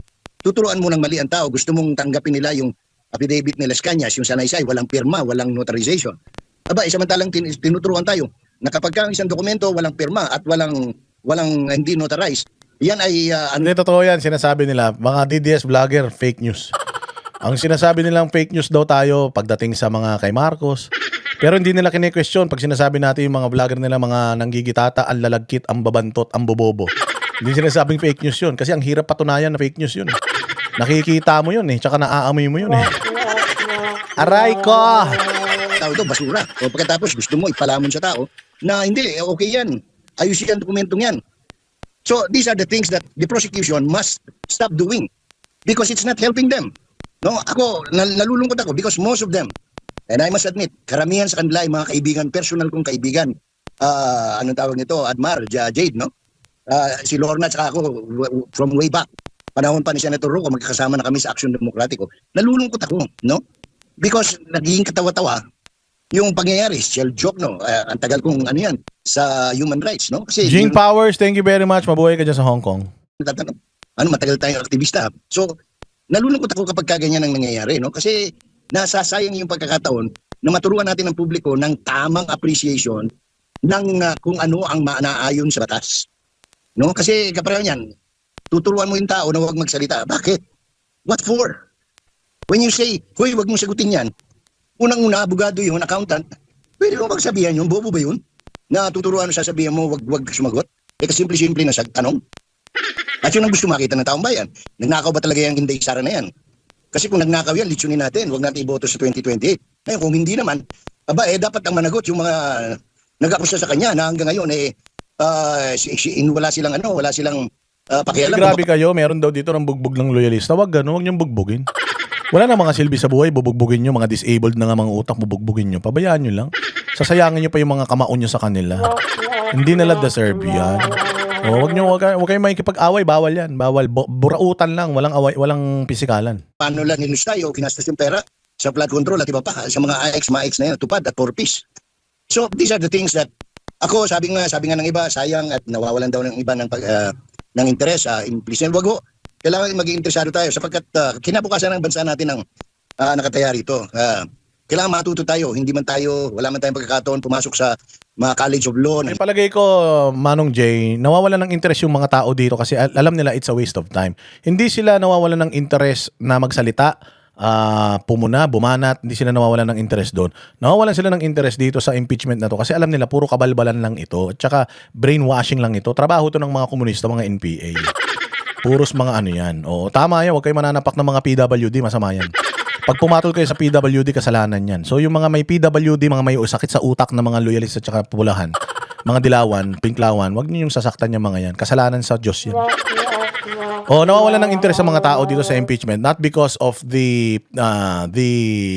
yung wala na silang interest sa accountability. Yun nga yung gusto natin, accountability, yung totoong accountability na si Bongbong Marcos Romualdez ang leader ng sindikato sa Pilipinas. At saka yung mga nakapalibot sa kanila. Kaya walang interest dito sa impeachment. Yung impeachment na ito walang interest dahil nga alam nila na yung nililitis dito matinong tao. Doon sila nawawalan ng interest. But yung paglaban sa korupsyon, pagsasalita, hindi tayo nawawalan ng interest diyan. Laban lang. Napakaganda ng mga reaksyon na to. Nakaka-addict, no? Nakaka-addict. Oo, Diyos ko po. Ito nga yung anong masasabi ni Topacio. Patungkol sa sa bansa na hindi mamaya na yan. Dito pa rin tayo. Yung mga nangyayari ito maganda to yung sinabi ni Respicio dito sa dito sa show na to patungkol to dun sa sinasabi ni Amy Marcos na dapat ba si Inday Sara ang ini-impeach? Dapat ba si Inday Sara ang nirereklamo? Hindi naman siya ang SDO, ang Senior Disbursement Officer. Or Senior Disbursing Officer, SDO. Dito, anong masasabi? Abogado to, magaling man tong batang to, maingay lang. Hindi po automatic na si VP Sara Duterte ang may kasalanan. Sabi po nila, tama po yung sinasabi niya sa circular na kapag nag-issue sila ng certain notice of disallowance ata ay dapat nang bayaran iyon. Pero po, meron pang mga appeal process yan. Executory pero hindi pa final. So ibig sabihin hindi pa final yung guilt ng tao na responsable. At sino ba yung tao na responsable? Yung Special Disbursing Officer, hindi si VP Sara Duterte. Bigyan po natin ng context ito. Ang Office of the President po ay meron ding mga audit findings, mga notice of disallowance. Tanong po ninyo, mas malaki po ito sa 70 million plus na binanggit nila sa impeachment kanina. Ang meron po sa Office of the President ay 490 plus million pesos. Kalahating bilyon po na notice of disallowance na ina-appeal nila ngayon. Ibig sabihin po ba ay ninakaw na kaagad ni BB? So ibig sabihin, ang Office of the President may 400 million na notice of disallowance. Hindi pa naliliquidate. 400 million. 75 million lang itong pinag-uusapan. 70 million lang yung pinag-uusapan kay Inday. Kay Bongbong mas malaki. So ibig sabihin, ninakaw na ba ni Bongbong yun? Hindi pa. Magnanakaw siya. Pero maaring ninakaw niya na yung iba. Pero ito, hindi niya pa ninanakaw. Oo, inaano pa. Kasi ini-evaluate pa. Sino may kasalanan niya? Si Bongbong? I-impeach ba natin si Bongbong? Hindi. Sinong ini-impeach natin? 70 million. Si Bongbong may 400 million di umano na hindi pa na-liquidate na confidential funds. Bakit hindi siya ini-impeach? Yung mga dapat na pinalalabas natin ng mga impormasyon, pang-blanka natin dito sa mga bobong mga basher na ito. Dahil yung mga hindi nila alam yan. Ang alam lang nila si Bongbong magaling, si Bongbong mabait. Si Bongbong magliligtas sa bayang Pilipinas. Puro lang sila gano'n. Pero pag tinanong mo, sa paanong paraan, hindi nila alam. Basta, mangyayari na lang yan. Yung kalahating bilyon na iyon? Sasabihin po nila, syempre hindi. Ganun din po ang gawin natin kay VP Sara Duterte. Dahil malaki po ang opisina nila. Natatapos lang po mga kapatid. 13, ano bang mga mahalagang punto dito na dapat malaman ng ating mga kababayan? Alright, gusto po nilang ma-impeach si VP Sara Duterte dahil sa isang provision ng circular mula sa COA na nagsasabi na kapag hindi na-liquidate ng accountable officer yung fund, ay prima facie ninakaw niya yung fund. Pero pag-aralan po natin yung specific na provision na yun. Ang sinasabi po ay failure of the accountable officer to liquidate any public funds on demand by the officer shall be prima facie evidence na ninakaw niya yung pera. Okay po, isa-isahin po natin yan. Kapag sinabi pong prima facie, presumption po lang yan. At doon po nakalagay sa ating COA circular na base po yan sa case ng Martinez. Ibig sabihin po, para lang po yan para magsampan ng kaso pero hindi pa po yan pruweba na nagkasala o hindi nagkasala yung tao para lamang magkaroon ng kaso, para maisampa yung kaso, para ma-prosecute yung kaso, which is ginagawa na nila ngayon kay VP Sara Duterte. Pero ang tanong po, ano po ang kailangan na proof para ma-impeach si VP Sara Duterte. Ang sabi po ni Senator Miriam Defensor Santiago noon ay less than proof beyond reasonable doubt pero more than substantial evidence. Pero po ang prima facie or presumptive evidence ay mas mababa po yan sa substantial evidence. In other words, kahit po i-take natin yung presumption na iyon, wala pa rin in advance na proof yung prosecution para idiin si VP Sara Duterte para masabing guilty siya dito sa impeachment trial. Hanggang prima facie pa lang po sila. Wala pa sila sa level na more than substantial evidence. Ganun po, ang question naman po ay si VP Sara ba in the first place yung accountable officer? Dahil dito sa same circular, sinasabi niya rin po kung sino yung mga accountable officer. Ang sabi po ng circular ay yung accountable officer, yung may hawak ng pera or yung may kakayahang humawak ng pera. Ngayon po, ayon din po sa circular, sino po yung humahawak at may kakayahang humawak ng pera? Yun po yung Special Disbursing Officer at hindi po si VP Sara Duterte yun. As a matter of fact, yung isinulat po doon sa cheque ay yung pangalan ng Special Disbursing Officer. Siya yung humawak ng pera at siya yung nag-liquidate. Therefore, hindi po accountable officer si VP Sara Duterte. And lastly, ang sinasabi po para mag-arise itong presumption na ito ay dapat may failure to liquidate. Hindi ba sila nag-liquidate? Nag-liquidate po. Ang ibig sabihin lang po ng mag-liquidate ay bumalik ka sa akin. Kapag binigyan kita ng pera, bumalik ka sa akin at magbigay ka ng explanation o mga dokumento para ipakita na nagastos mo yung pera. Bumalik ba sila para magpakita ng dokumento? Bumalik po. Ang sinasabi lang nila ay insufficient yung mga document na iyon. Pero hindi ibig sabihin na hindi sila nag-liquidate. In other words, merong liquidation, insufficient lang at worst yung mga documents na ibinigay nila. In other words, hindi nag-a-arise itong presumption na ito dapat. Secondly, hindi naman accountable officer si VP Sara Duterte. And lastly, in any case, at best, ang na-prove lang nila ay Jusil, dyan sa New Zealand, salamat sa'yo. prima facie case, hindi sufficient proof para ma-impeach si VP Sara Duterte.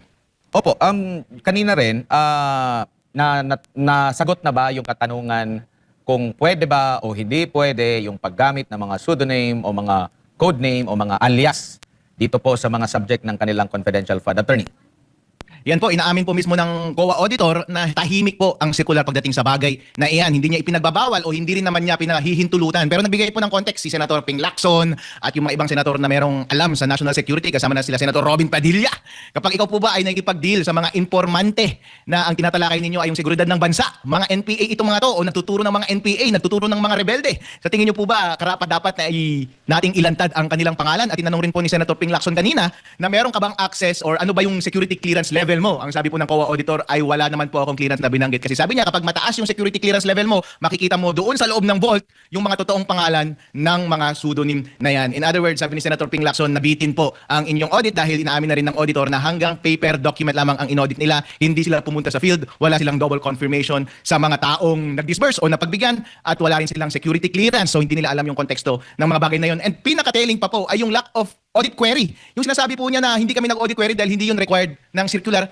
Sir, natural po yan sa lahat ng audit na kapag hindi ka naliliwanagan sa isang finding or kulang ang understanding mo sa finding or doubtful ang magiging finding mo, mag-audit query ka po para masagot nila ng maayos yung doubts na meron sa dokumento na ito. Halimbawa, hindi mo naman tinanong na kung sino ba itong tao na to, kung sa tingin mo po na fictitious yung pangalan, sana nag-audit query ka po. At kung nakita mo na 22/12/26 yung date, sana tinanong mo, ano to sir? December 22, 2026 o December 26, 2022? Hindi ba? Hindi po pwede na agad-agad tayong mag-conclude na 2022 tulad ng ginawa ni Mr. Erwin Tulfo.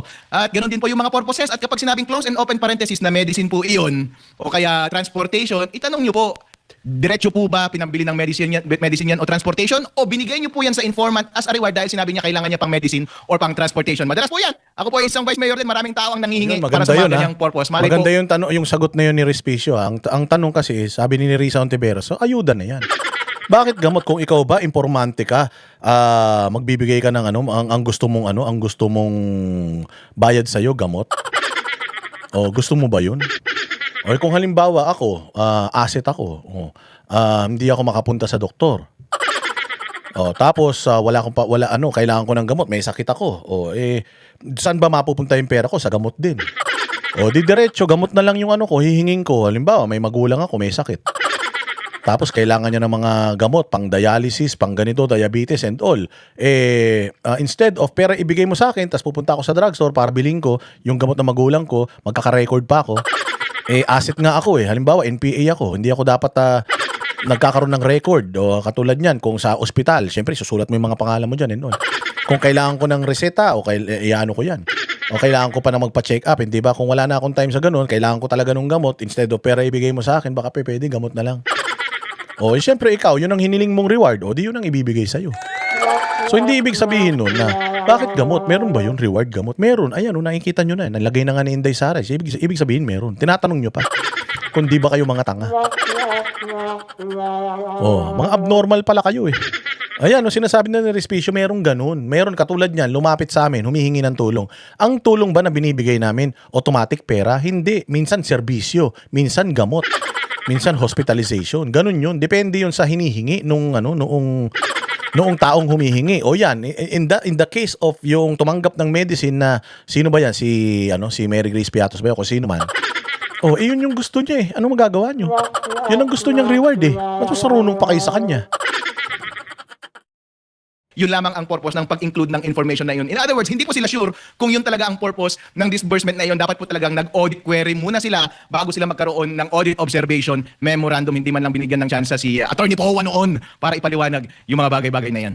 Tsaka yung pag-question din kanina ng presiding officer, naging malinaw po ba na itong kanilang ginawang pagpuna, yung pag-audit, ay hindi pa talaga super final at conclusive na or dapat i-execute na agad-agad at nandun na may kasalanan ng nagawa ang pangalawang Pangulo, Attorney? Opo, hindi po automatic na si VP Sara Duterte ang may kasalanan. Sabi po nila, tama po yung sinasabi niya sa circular na kapag nag-issue sila ng certain notice of disallowance ata ay dapat nang bayaran iyon. Pero po, meron pang mga appeal process yan. Executory pero hindi pa final. So ibig sabihin hindi pa final yung guilt ng tao na responsable. At sino ba yung tao na responsable? Yung Special Disbursing Officer, hindi si VP Sara Duterte. Bigyan po natin ng context ito. Ang Office of the President po ay meron ding mga audit findings, mga notice of disallowance. Tanong po ninyo, mas malaki po ito sa 70 million plus na binanggit nila sa impeachment kanina. Ang meron po sa Office of the President ay 490 plus million pesos. Kalahating bilyon po na notice of disallowance na ina-appeal nila ngayon. Ibig sabihin po ba ay ninakaw na kaagad ni BBM yung kalahating bilyon na iyon? O sasabihin po nila, syempre hindi. Ganun din po ang gawin natin kay VP Sara Duterte. Dahil malaki po ang opisina nila. Hindi po nila kayang hawakan ang lahat ng pera at sila rin ang magdi-distribute ng pera at sila rin ang haharap sa mga informante at sila rin ang harap sa mga rebelde. Baka patayin pa sila ng mga taong ito. Usually, ang kanilang mga inuutusan na maglakad ng mga bagay na ito ay yung kanilang mga Special Disbursing Officer at mga staff. Sila po ang humaharap sa mga tao na iyan. Kaya sila po ang humahawak lang ng pera. Doc NZ, Boss Dada, pang kape, salamat. Starbucks, saan? Social. Ano ba kape ko? Ito yung kape ko kanina. UCC. Oh, pasensya na kayo. Maselan ako sa kape. Kailangan masarap lagi kasi yun lang ang kaligayahan natin sa buhay. Hindi na nga tayo kumakain. Bistak NC, dabawin nyo, mabuhay ka. Pera at sila lang po ang dapat na accountable. Wala po silang naipakitang connection between the pera and kay VP Sara Duterte. Parang pagpatay po iyan eh. Parang murder po. Kapag sinabi mong murder, ang may kasalanan lang ay yung pumutok ng baril. Pero hindi mo idadawit ang isang tao na walang kinalaman. Usually, pag maidawit ang isang tao na walang kinalaman, ang ebidensya na kailangan mo dyan ay dapat umamin yung kumalabit ng baril at idadawit niya yung taong mastermind. Meron ba silang ebidensyang ganyan ngayon kay VP Sara Duterte? Wala po. Wala pong nagtuturo na siya yung nag-control at active na nagmanyubra ng lahat ng paggastos at ang sinasabi nilang pagkupit ng pera. Wala po silang ganung connection na na-establish at testimonya. Kaya hindi po nila pwedeng iturot na si VP Sara Duterte ang managot kasi wala naman siyang hinawakang pera. Opo, Attorney, kahapon, kung hindi ako nagkakamali, tinanong din ang witness doon sa Article 229, no? Tsaka yung sa Republic Act number 3019 Section 3 paragraph K, ito'y patungkol doon sa mga mga confidentiality po, no? Mga batas na merong mga clause din na tungkol sa pagiging confidential ng mga information at iba pa. Sa tingin niyo po, na-i-apply ba nitong taga-COA na ito, itong mga batas din na ito, kasabay nung kanyang paggamit din sa Joint Memorandum Circular ng COA-TBN? Ang general principle po dyan, pagdating sa pag-audit ng mga confidential funds, at nakalagay na rin po yan sa mga circular, na yung pag-edit ng mga confidential funds po ay privilege po yung mga yan. Usually, confidential po yung mga yan. Kaya po meron silang special unit na nag-audit ng mga confidential fund. Hindi po katulad ng mga normal na gastusin lamang, nakalagay na kaagad yan sa GAA, specific. Tapos kapag i-audit mo po, ready kaagad yan for inspection ng ibang tao, hindi mo na kailangan ng clearance. Pero po, ang nakalagay sa COA circulars ay specifically for these confidential funds, in-acknowledge nila yung confidentiality ng mga information and pagiging sensitive ng mga information na involved dyan. Kaya merong isang department mula sa COA na nag-dedicated na mag-audit lamang ng mga bagay na yan. At kapag binibigyan sila ng information tungkol sa mga bagay na yan, ay dapat protektahan nila yung confidentiality, nakaselya yung information at saka lamang bubuksan kapag rine-require ng batas. Opo, Attorney, tama po ba na questionin yung ahensya, na yung opisina, kung bakit siya merong confidential fund? Kasi nabanggit din ng witness na dapat batay sa kanyang mandato. Like halimbawa, kagaya po dito sa katauhan po ni Vice President Sara, meron siya dati sa unang taon for OVP and at the same time dito po sa DepEd. Dapat ang questionin ito, meron ba siyang karapatan, yung taga-COA, na mag-question bakit siya merong confidential fund, Attorney? Kasi ito rin yung pinapalutang nila na kinukumpara nila sa nakalipas na mga Vice President, nakalipas na mga Education Secretary na wala daw pong mga kagaya nitong confidential funds. Wala po sa katayuan ng COA auditor na sabihin kung tama o mali na magkaroon ng confidential funds ang Office of the Vice President. Ang pagkakaroon po ng budget for confidential funds ang isang opisina or ahensya ay pangunahing responsibilidad po yan ng Executive Department ng Presidente po, Office po ng Presidente, dahil sila po ang nagpro-propose ng budget doon sa Kongreso. Kongreso po ang nag-a-approve. Nung umpisa po, syempre, pwedeng mag-request, sasabihin, ang totoong proseso po niyan ay tatanungin nila yung specific agency, ano yung mga kailangan mong funding. Sasabihin ng agency, ba kailangan ko ng ganitong funding, including confidential fund. Isasabit nila sa Office of the President, President ang mag-approve, ilalagay niya lahat ng plano, at yun ang ipapa-approve nila sa Kongreso. So kapag nalagyan po ng confidential fund ang Office of the Vice President, kasalanan na po yan ng Presidente at ng Kongreso, at hindi niyo pwedeng sabihin na kasalanan lamang yan ni VP Sara Duterte. At it is not as though it is wholly wrong or it is wrong at all na magkaroon ng confidential funds ang isang Office of the Vice President dahil po siya ang pangalawang executive ng ating bansa. Ang traditionally po ang Executive Department ang mayroong confidential funds dahil sila ang sila yung chief ng ating defense at sila yung in charge sa pag-execute ng batas at pagtugis ng mga NPA, ng mga rebelde at ng mga terorista. Pero po, syempre, yung susunod na executive, yung next executive by inheritance, pwede po siyang magkaroon din ng confidential funds kasi po anytime kapag maging incapable or unqualified na yung ating presidente, na maging presidente, maging executive, syempre siya yung automatic na tatayo bilang presidente. So habang nagsasabay po silang magtrabaho, dapat po preparado ang ating Office of the Vice President na i-address ang ating problema sa terrorism at rebellion kung sakasakaling siya man ay umupo bilang presidente ng Pilipinas. Kaya hindi po objectionable na magkaroon ng confidential funds ang Office of the Vice President. And tingnan po natin, marami pong mga executive departments sa ating gobyerno ang merong confidential funds. Kasama po dyan yung mga governor, pati mayor po, merong mga confidential funds. So wag po natin ipagkait sa ating second executive or commander-in-chief ng ating bansa kung sakasakali. Or in standby, commander-in-chief in standby ang oportunidad na magkaroon ng confidential funds. Kasi po, kung merong isang opisina na dapat magkaroon ng confidential funds, aside sa isang presidente ng Pilipinas, ay dapat po yun ang Office of the Vice President, more than any provincial governor or more than any mayor. And hindi rin po wholly objectionable yung pagkakaroon ng confidential funds sa Office of Department of Education. Dahil po, ang mga komunista, punta ka po sa UP, ang daming mga NPA na taga-UP, ang daming mga rebelde na nanggagaling sa ating mga state universities, doon po ang una at pangunahin nilang lugar para mag-recruit. Kaya mahalaga po na yung leader ng isang Department of Education ay may kakayahan na i-combat ang mga ganitong threats sa ating national. Hindi lang sa UP ha. Ang recruitment ng komunista, hindi lang sa UP. Usually, nagre-recruit ang mga komunista saan? Sa mga lumad. Yung mga eskwelahan sa mga malalayong lugar. Doon sa mga hindi naaabot ng pamahalaan. Yung mga bundok. O yung mga sityo malupa. Mga ganun pulang lupa. O yung mga pulong mabato, yung mga ganung pangalan ng mga sityo-sityo, may mga eskwelahan yan. Kaya saklaw ng DepEd yan. Kasi syempre may mga teacher man dyan. O syempre mga DepEd yung mga teacher na yan. Kailangan certified yan ng mga yan ng Department of Education na yung mga nagtuturo, mga teacher na nandiyan nakalist sa kanila. At least mga teachers talaga. Pinupuntahan yan ng mga NPA dahil ng mga nasa bulubundukin sila eh. Pupuntahan nila yung mga maliliit na eskwelahan na yan tapos magdodoktrina sila doon. Magtuturo-turo sila kunyari doon, magpipiding program sila doon. Pag nakuha na nila yung community na yun, ayun, dodoktrinahan na nila. Sasabihan nila, walang gobyerno, hindi kayo naaabot dito, buti pa kami. Ang totoong gobyerno ay ang New People's, ang CPP, NPA, NDF. Oo, yan po kami ang kaya labanan natin yung mga pasista diyan sa Kapatagan dahil tayo rito sa kabundukan, inaalipusan nila tayo, hindi na nila tayo tinutulungan. O kaya kailangan magtayo tayo ng sarili nating gobyerno at labanan natin yung peking gobyerno, mga administrasyon na to, may ganon. Doon yan sa mga maliliit na eskwelahan. Kaya nga DepEd kailangan ma-counter ng DepEd yan. May mga intel funds na gagamitin ng DepEd para maabot yung mga eskwelahan na yan at masawata yung pagbi-brainwash ng mga ng mga NPA dyan sa mga lumad. Kaya sabi nyo, bakit mayroon confidential funds ang Department of Education?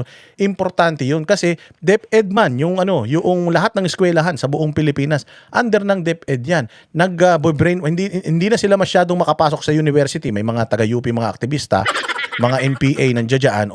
Na yan, alam na natin yan. Masyado nang malalim yan. Kumakagat sila doon sa mga may hirap, mga katutubo, mga mangyan, mga ganun, yung mga eskwelahan sa mga liblib na mga lugar. Yun, nahawak ng DepEd yun, doon sila tumatanim. Yun yung pinipigilan ng DepEd. Kaya dapat yung DepEd talaga may pera para ma-counter nila yung recruitment ng mga komunista sa mga malalayong, mga maliliit na mga eskwelahan. Ganun yun. Gets out! Security. So noong DepEd Secretary si VP Sara Duterte at ngayong Vice President siya, dapat po na meron siyang confidential funds. Opo, at saka mahalagang punto dito, bago pa man yan ma-aproba na magkaroon siya ng confidential fund, yan din ay na-request nila, inaprobahan ng Chief Executive, inaprobahan din ng Kongreso, kaya na meron siyang confidential fund. So kung mag-question siya bakit may confidential fund, dapat hindi lang ang Office of the Vice President ang tanungin. Tanungin din nila doon sa Kongreso. Tanungin din Dax NZ, salamat sa iyo nila mismo ang Presidente, bakit mo inaprobahan na ito, Attorney? Opo.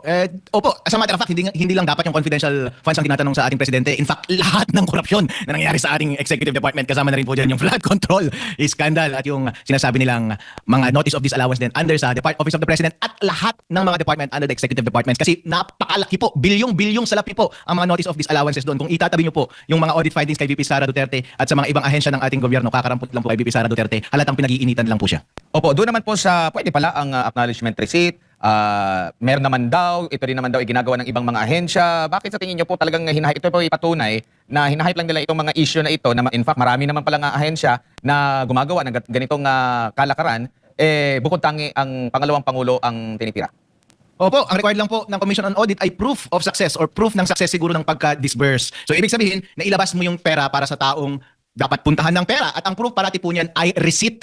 Siyempre po sa mga negosyo, official receipt po yan kasi ginagamit po yan sa BIR. Hindi tatanggapin ng BIR kapag hindi official receipt. Pero wala po tayo sa BIR ngayon, nasa Commission on Audit lang po tayo. Kaya any form of receipt as proof na natanggap ng pera ng recipient ay okay na po. Kaya okay po yung acknowledgement receipt. Yan po ay hindi naman kasi titingnan po ninyo. Ang mga kausap po ng ating Office of the Vice President staff ay mga informant po. Ibig sabihin, mga nagtataguyang mga yan. Wala pong formal na negosyo yan. Kaya ka lang naman po magkakaroon ng official receipt kapag meron kang formal na negosyo. Kasi magpaparehistro ka po kay BIR at yung BIR po ang mag-i-issue sa'yo ng mga official receipts na pwede mong i-issue sa yung mga customer. Ito mga informant naman po mga rebelde nga yung mga yan, walang trabaho di ba? Mga terorista nga yung mga yan At mga nagtuturo lamang sa kanila. Ibig sabihin, may libreng oras na maobserbahan sila, hindi sila busy sa kanilang trabaho kaya nakikita nila yung mga galaw ng mga terorista na ito. Itong mga rebelde na ito kaya sila napagsusumbong. Kaya kung meron man pong segment sa ating lipunan na you would least expect na mag-issue ng official receipt ay ito po itong mga tao na ito. Buti nga po nag-issue sila ng acknowledgement receipt. And considering po ang buong context na ito, may unreasonable po talaga na i-demand ang isang official receipt para i-liquidate ang mga bagay-bagay na ito. Bilang accountant po, isa rin po kasi akong CPA lawyer. Nagtrabaho po ako bilang auditor katulad ng mga tinatrabaho nila ng maraming taon din po bago ako nag-abogado.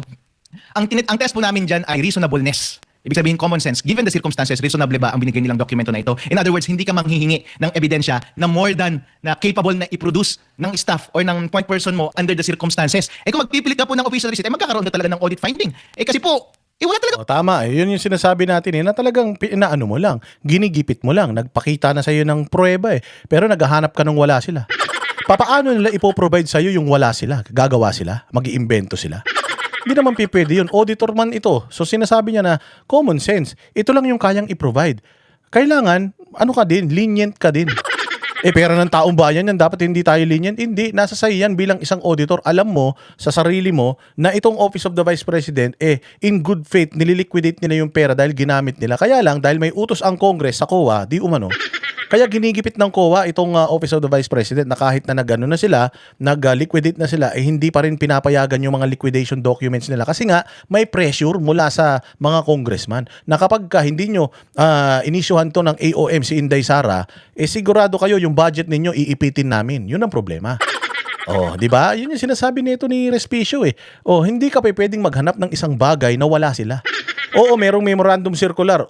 Kung feeling nila nag-comply na sila doon, ikaw bilang isang tao at may utak ka, alam mo, in good faith na hindi nila ninakaw to, nililiquidate nila Pero kapag ikaw, ang plano mo talaga, gipitin lang ang si Inday Sara, kahit magbigay yan ng tamang dokumento, hindi mo yan palulusutin. Hindi mo palulusutin yan kasi nga yun ang plano mo, sirain si Inday Sara, sabihin na yung kanyang opisina merong malversation, merong pagwaldas ng pera ng taong bayan dahil yun ang utos ng Congress sa'yo. Kaya yun ang gagawin mo, yun ang ipipilit mo kahit naman tama yung mga ipinisinta sa'yo. Hindi, mali yan. Hindi, tama, ito yung papel. Hindi, mali yan. Gigipitin at gigipitin mo sila. Kung yun talaga assignment mo, makikita mo dito kay Wamil, yun talaga assignment niya. Bakit? Nakikita mo kahit nasusukol na siya nila Amy, pinaninindigan pa rin niya. Mantakin mo.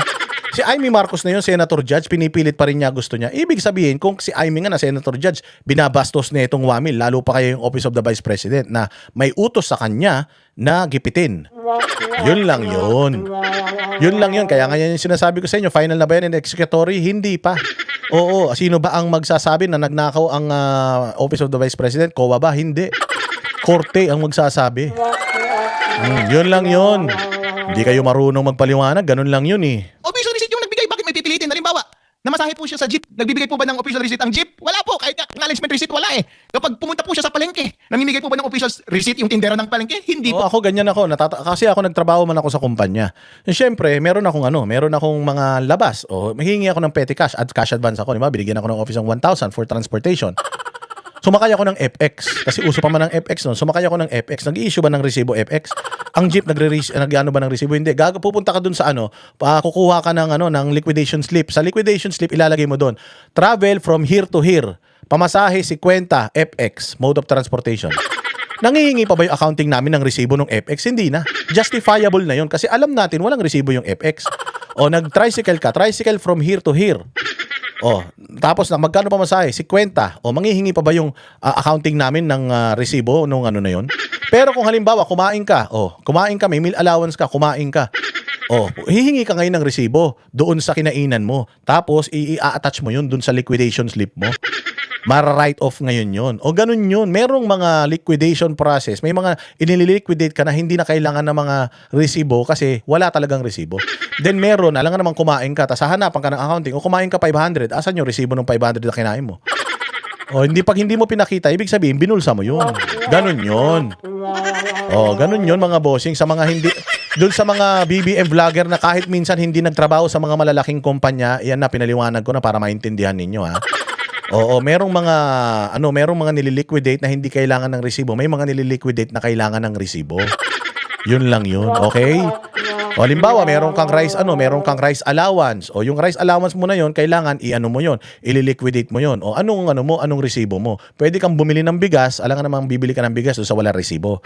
Bibili ka ng bigas sa sangkaban, humingi ka ng resibo para maliquidate mo ng maayos, tama?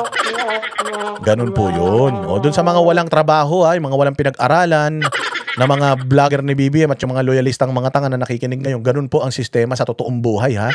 Nangyayari ang mga kabobohan ninyo sa mga utak nyo lang at saka sa mga discussion ninyo. Pero sa totoong buhay, ganyan po o yung mga walang kapasidad na mga walang pinag-aralan na mga vlogger ni BBM na mga dilawan o ganun po yung mga hindi nakaranas mag-liquidate ng mga petty cash o di ba magre-request ka sa accounting aalis ka. Meron akong meeting, ma'am. O, syempre, sagot ng kumpanya yon, meeting mo yun. O, so, hihingi ka ngayon cash advance. Para yung pera na yon, mawala siya sa pangalan mo. O, i-liquidate mo yon. Hihingi ka ng liquidation slip, ilalagay mo dun lahat ng mga ginawa mo. Yung mga, dapat may resibo, mag-attach ka ng resibo. Yung walang resibo, hindi ka mag-attach ng resibo. Ako, pinadadala ako ng kumpanya namin sa ibang bansa for training. 2 months, 3 months. Bibigyan nila ako ng credit card o may credit card ako o kaya bibigyan nila ako ng pera o yung pera ko ililiquidate ko yung pag-uwi ko ng Pilipinas lahat ng ginastos ko doon ililiquidate ko. Yung mga walang resibo ilalagay mo yun doon, no receipt. Yung may mga resibo kailangan para ma-write off yun sa'yo, ganun. Tanginan nyo kasi mga standby lang kayo sa kanto, mga 4-piece beneficiary kayo ng mga wala kayo mga silbi sa bayan Kaya hindi ninyo alam yung mga galawan sa mga ganitong mga bagay-bagay. Kaya nga nakakatulong itong vlog natin para maintindihan nyo. Hindi lang to para sa atin ha. Para ito sa mga mangmang na mga vlogger at mga supporter ni Bongbong. Di ba? In other words, reasonableness po ang test natin kung katanggap-tanggap po ba sang-ayon sa experience ng normal na tao. No, ngayon po may naririnig tayo do wala pang formal no na narinig natin diyan mismo sa impeachment court pero sa mga panayam sa media yung posibilidad daw po na ipatawag nila itong sikat na si Mary Grace Piatos. Tingin niyo po papatusin ito ng impeachment court na actually yung mga senator judge kanina minado na nga sila, ang Senate President minado na nga sila na may gumagamit din talaga ng alias para diyan sa mga confidential funds. Si Senator Lacson wala namang matinding pag question na talaga, pero sa tingin niyo po kaya ito? Gagawin ba ito ng impeachment court? Anong mukha ng impeachment court kung ipapatawag nila ito di mawala na tuloy ulit yung confidentiality? Opo, futile po yung motion na yan kung sakasakaling erase nila yung motion na yan. Dahil po, number one, hindi natin na-establish na pseudonym iyon. For all we know, ay totoong tao si Madam Piatos. Pero nga lang po, kapag kapag i-announce nila na isapina si Madam Piatos, asan po yung address? Wala ka namang address eh. Kung wala pong nag-come forward, ano po ba yan? Ibig sabihin po ba mapapababa yung posisyon ni VP Sara Duterte? Hindi naman po. Pero since hindi nila na-establish na pseudonym ito, hindi na rin natin pwedeng buksan yung vault na sinasabi ni Senator Ping Lacson kung saan nakalagay yung mga totoong pangalan ng mga pseudonym. In other words po, kahit mag-motion po kayo, kahit mag-approve pa po ang Senate at kahit publication lang nila yung subpoena, ay baka wala talagang dumating. At kapag wala pong dumating, ay hindi po iyan kasama-sama sa kaso ni VP Sara Duterte. In other words po, ang onus po na mag-prove ng guilt ni VP Sara Duterte sa impeachment trial ay nasa prosecution po. Dapat po kung gusto niyo siyang isapina, di maghanap muna kayo ng address. I don't think merong subpoena by publication na nakalagay sa rules of court. Di maghanap muna kayo ng address para mahanap natin siya. At kung sa tingin niyo pseudonym iyon, ay magbigay muna kayo ng proof na yun ay pseudonym bago natin buksan yung vault na naglalaman ng mga pseudonym at totoong pangalan ng mga informante ng gobyerno. Pero wala naman po kayong ebidensya. Kasi po so far, lahat po ng inyong teorya ay puro chismis lamang. Tingnan po natin ito. Ang ginagawa po kasi nila ngayon ay since merong mga irregular na nangyari, i-admit po natin merong irregular siguro dahil kinulang ng dokumento, merong tawag nito maling mga letters, maling mga numbers. Sino naman po ang hindi nagkakamali sa mga bagay na iyan? NBA nga nagkakamali Yung NBA nga, report na nila, subpina na nila, mali-mali pa yung mga date eh. Yan pa kaya, mga ano lang yan, normal na tao lang yan. Tanga kayo. Bobo yarn. Yung witness nga mismo nagkamali sa kanyang math eh. Nagkamali, meron siyang clerical error eh. Yung prosecution ilang beses na nagkaroon ng clerical error. So ibig sabihin, kasalanan ba yan ni BBM?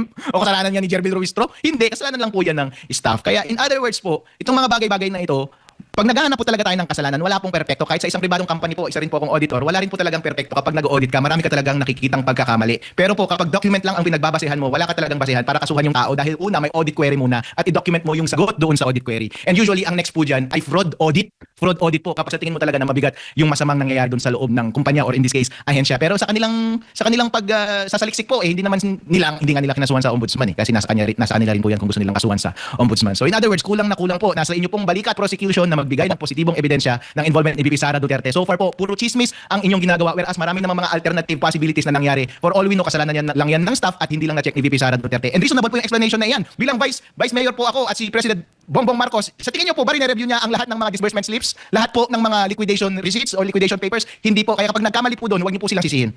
Oh, di ba? Ang galing. Panis. Yan yon. Oh, yan yon. Oh, so, yun yung sinasabi natin na importante mga bossing itong mga vlog natin. Kasi nga, itong mga ganitong interview, itong mga tao na to, hindi naman ini-interview ng mainstream media yan eh. SMNI lang, DZAR lang, ang nag-i-interview ng mga tao na talagang merong mga matitinong mga opinion patungkol sa mga bagay-bagay ngayon. Ang ini-interview sa kabila, si Llamas, puro man niyang galit sa Duterte. Sila Palsis, na puro gatit pa niyan sa mga Duterte, ayaw maging presidente si Inday niyan. Natural, yung mga sasabihin nila dyan, puros pabor sa prosecution. O ika-counterin natin yun ng mga totoong opinion ng mga may experience talaga. Hindi yung mga puta, alam mo, mga propagandista lang at saka mga bayaran ng administrasyon na galing sa pagnanakaw sa pera ng taong bayan. O kaya importante nila-like, nil-share ninyo itong mga vlog na ito para yung mga tatanga-tanga may matutunan.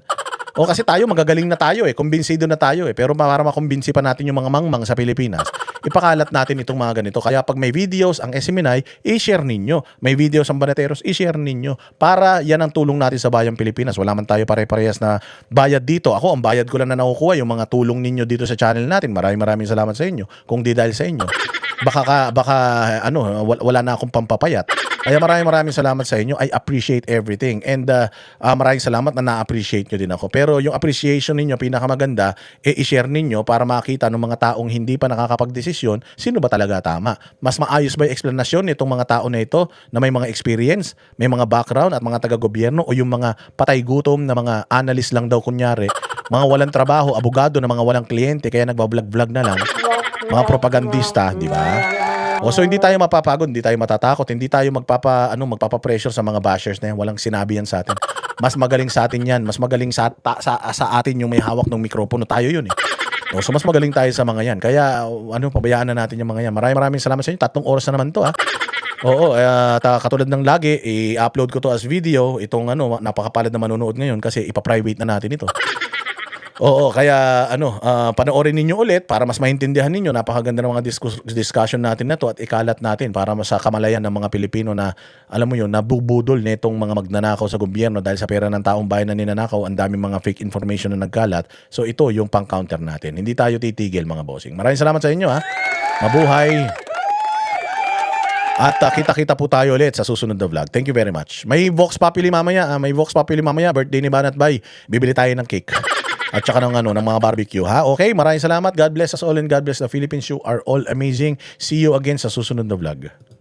Kami ang boses ng masa, hindi natatakot. Katotohanan lang, di kami nalulunod.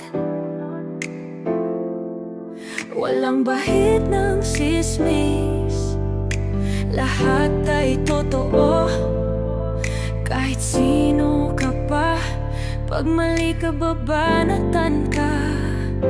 Walang pinipili kulay, wala kaming kinikilingan.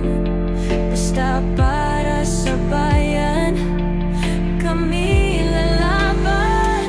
Pagdama palakpakan, pag mali banatan. Di matitinag, di matatakot, para sa bayan tuloy ang sigaw. Sa harap ng kamera, walang halong takot. Mga baluktot, lahat kayo'y tutumba. Ang hustisya at totoo, yun lang ang mahalaga. Kahit sinong harang, di kami matitinag. Walang pinipiling kulay, wala kaming kinikilingan. Basta para sa bayan, kami lalaban. Pag tama palakpakan, pag mali banatan. Di matitinag, di matatakot, para sa bayan tuloy ang sigaw. Kung nasa tama ka, ikaw ay aming kasama. Pero pag mali ka, handa ka na bang mabasag? Banateros kami, walang inuurungan. Dahil bayan muna, bago ang sarili.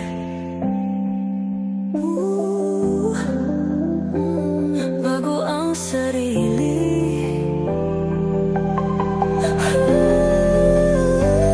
Pag tama palakpakan,